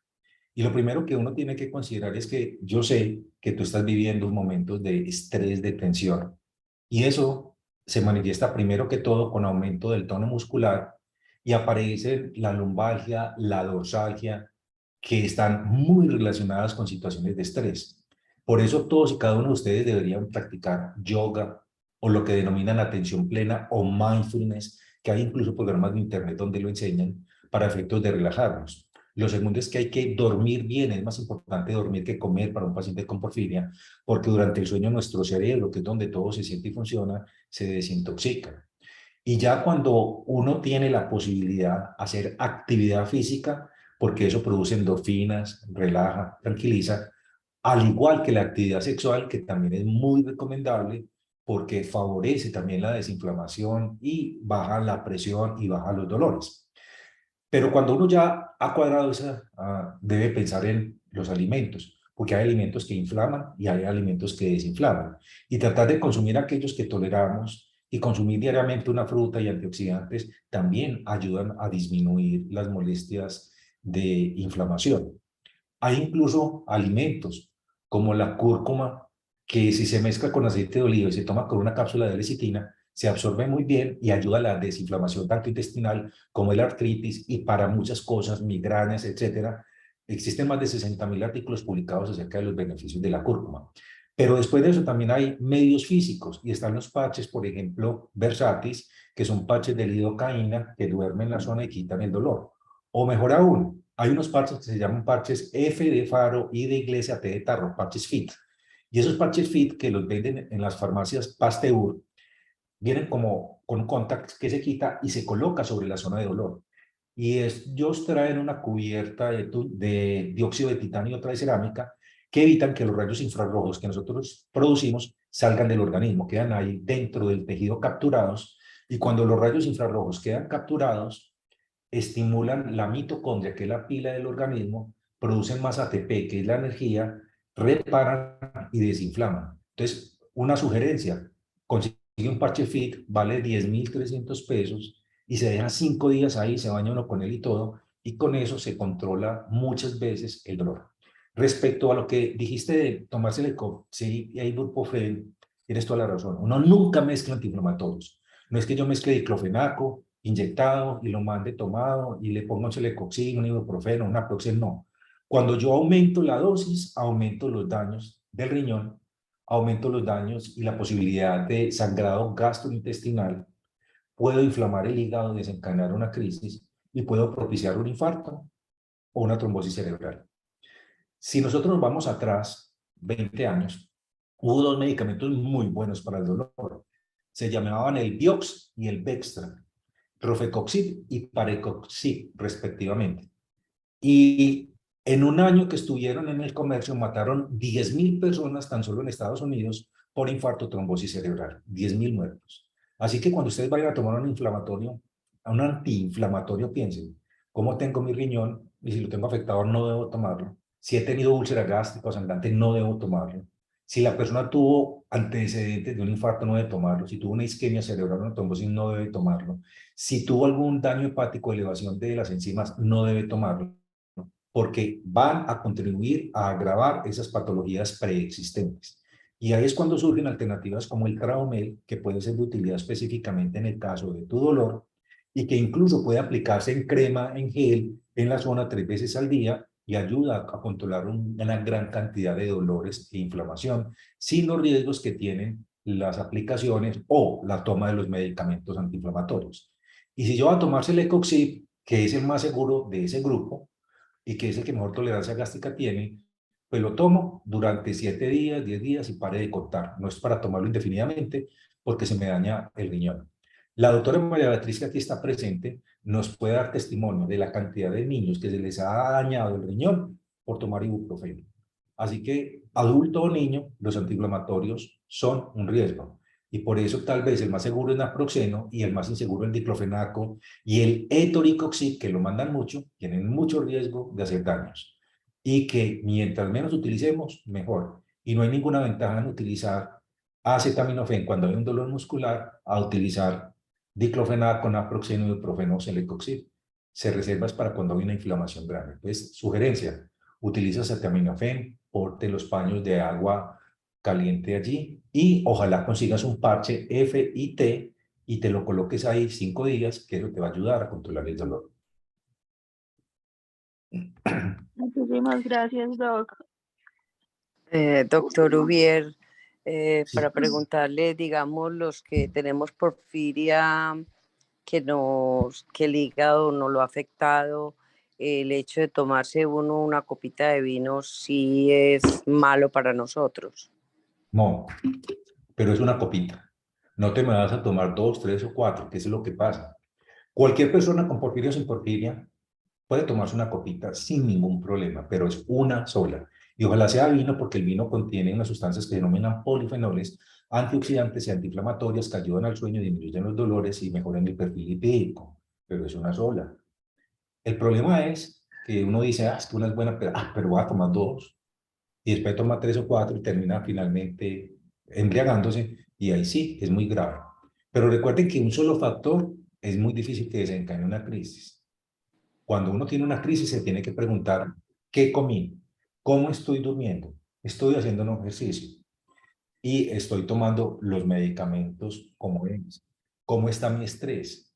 Porque es la conjunción de una serie de factores que se convierten en goticas sumatorias hasta que viene la gota que derrama el vaso, que puede ser un medicamento, que puede ser una depresión, que puede ser una preocupación, que puede ser la convergencia de muchas cosas. Y es por eso cuando muchas veces se hospitalizan que no estábamos durmiendo bien, no estábamos comiendo bien y que adicionalmente estábamos eventualmente abusando de algún tipo de alimento o de sustancia química que no es bienvenida y que para cada ajustar me dio una infección urinaria, entonces se juntó todo ese cálculo, crisis. Pero es muy importante hacer el inventario cada vez que haya una crisis, cómo está mi entorno, cómo está mi tranquilidad, cómo está mi estrés, mi sueño, mi alimentación, mi actividad física y cómo estoy tomando los medicamentos y qué medicamentos. Gracias, doctor. Ahí ya colocaron el teléfono del doctor Roberto Hernández, lo ven el 300-719-4019, que maneja muy bien las medicinas alternativas y que yo se lo recomiendo. Si yo fuera un acupunturista, iría donde él.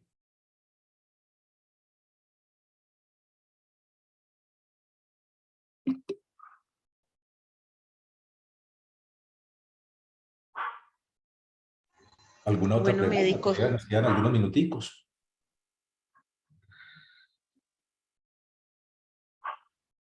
Muy bien. Entonces, si no hay más preguntas, quisiera reiterar. Ustedes pueden tomar medicamentos homeopáticos sin ningún riesgo, porque no hay ninguno que sea peligroso en porfirio. Se pueden tomar hasta un frasco y no se van a intoxicar, pero la idea es tomarlo con la frecuencia necesaria 3 veces al día durante el tiempo que se prescriba, sea un mes, 2 o máximo 3 meses, porque tienen la virtud de que no se toman indefinidamente. Pero adicionalmente deben consultar a un médico que en realidad conozca del tema y que utilice medicamentos que tengan registro en INVIMA, no en una plaza de mercado, no en cualquier tienda de barrio, sino que sea formulado y sea supervisado por alguien que verdaderamente sepa. Así que, sí, adelante, doctora María Beatriz. Dos preguntas, porque es que uno ve en el chat que es que empiezan a recomendarse, no, a mí me sirvió esto, usa esto, a mí me sirvió, son intercambiables. Bueno, no. Y Los la otra parte medicamentos, es, mira, yo tengo, por decir algo, 10 pacientes que me consultan por dolor abdominal y salen con 10 fórmulas diferentes. Esta medicina es única, particular e individualizada. Lo que a mí me sirve no es lo que le sirve al otro, porque a mí me puede estar doliendo el estómago, porque tengo una disbiosis intestinal, porque tengo una inflamación como una colitis, porque tengo una intoxicación, porque tengo diferentes causas, todas ellas con un tratamiento particular, único y diferente. Eso, en términos de investigación, es difícil, porque no es que para todo el mundo es Pascoprel, para todo el mundo Traumel, no, hay que buscar de base qué es lo que está generando la inflamación. Y en términos muy generales, la mayoría de las veces hay una limitante importante y es que tenemos que utilizar en porfiria mucho azúcar. Y el azúcar produce mucha alteración intestinal. Por eso, el gobierno, poniéndole impuestos que hace tiempo los deberían haber colocado a las bebidas azucaradas, porque para las personas que no lo requieren, como niños en crecimiento y cualquier adulto, uno no debería tomar tanta azúcar porque produce mucho daño e inflamación en el organismo. Y cuando utilizamos el azúcar, que aparecen los signos premonitorios, que sea durante ese tiempo y específicamente en ese momento. No es para tomar azúcar el resto del tiempo porque me va a dar un hígado graso, me va a inflamar, me van a dar caries, etc.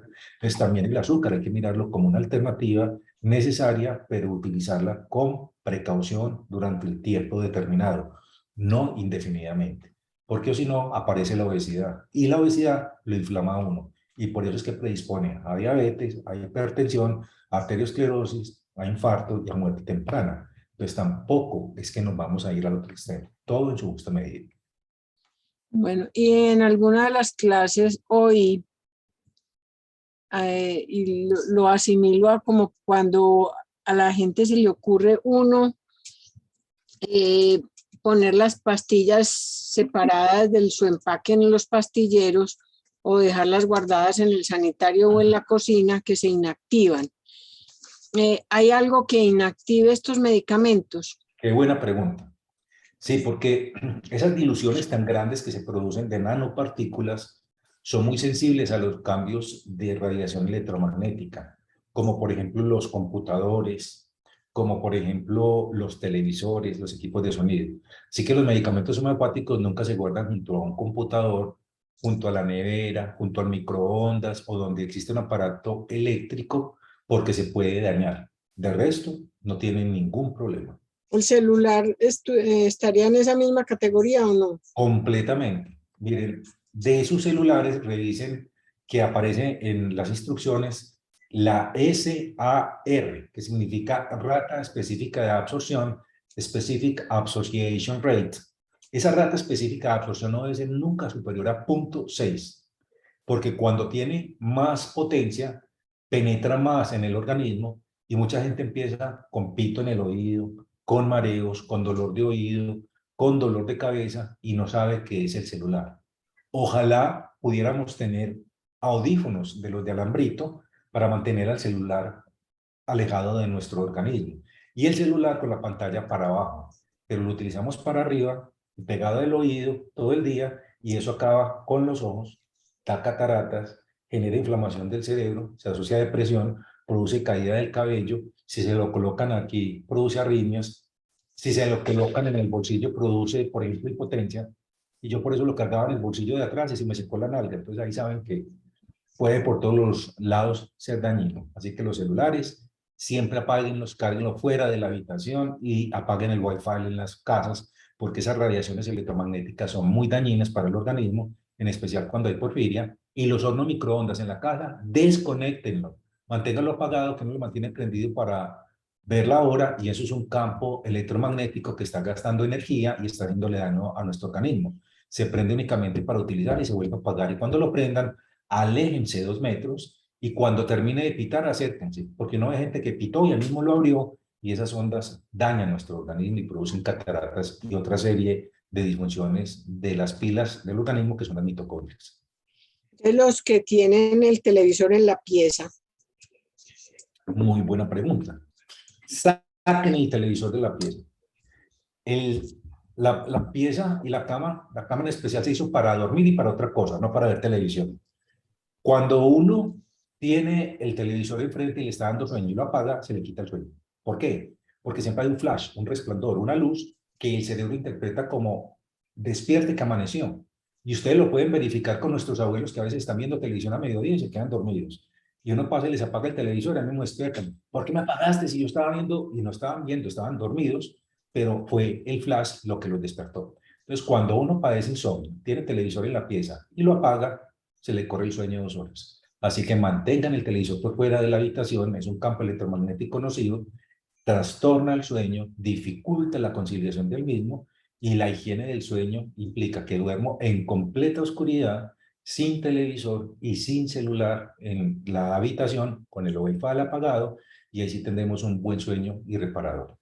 Bueno, ya son las 9 y no quiero abusar de ustedes. Mil gracias por haber estado presentes, gracias a tantas personas que preguntaron, participaron, gracias a la doctora María Beatriz, a Margarita y todos los que hicieron sus preguntas y espero que nos veamos en una próxima ocasión. Cuídense mucho, que Dios los bendiga y de nuevo gracias por haberme invitado. Acuérdense que hay que seguir utilizando mascarilla. Sí, Ya no solamente es el COVID, sino la viruela de simio. Pues por favor, sigue siendo vigente el lavado de manos y la mascarilla. Y hay un nuevo cuadro gripal, hasta para los perros que hay epidemia de moquillo, así que sigamos utilizando la mascarilla y el lavado de las manos, que evitamos infecciones innecesarias que pueden ser un factor de riesgo para una crisis. Muchas que gracias. Feliz noche y muchas gracias.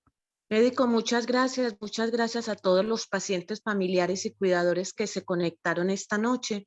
Como siempre lo he dicho, aprendiendo de los mejores. Dios los bendiga a todos y que tengan buena noche. Buenas noches. Hasta luego. Buenas noches, muchas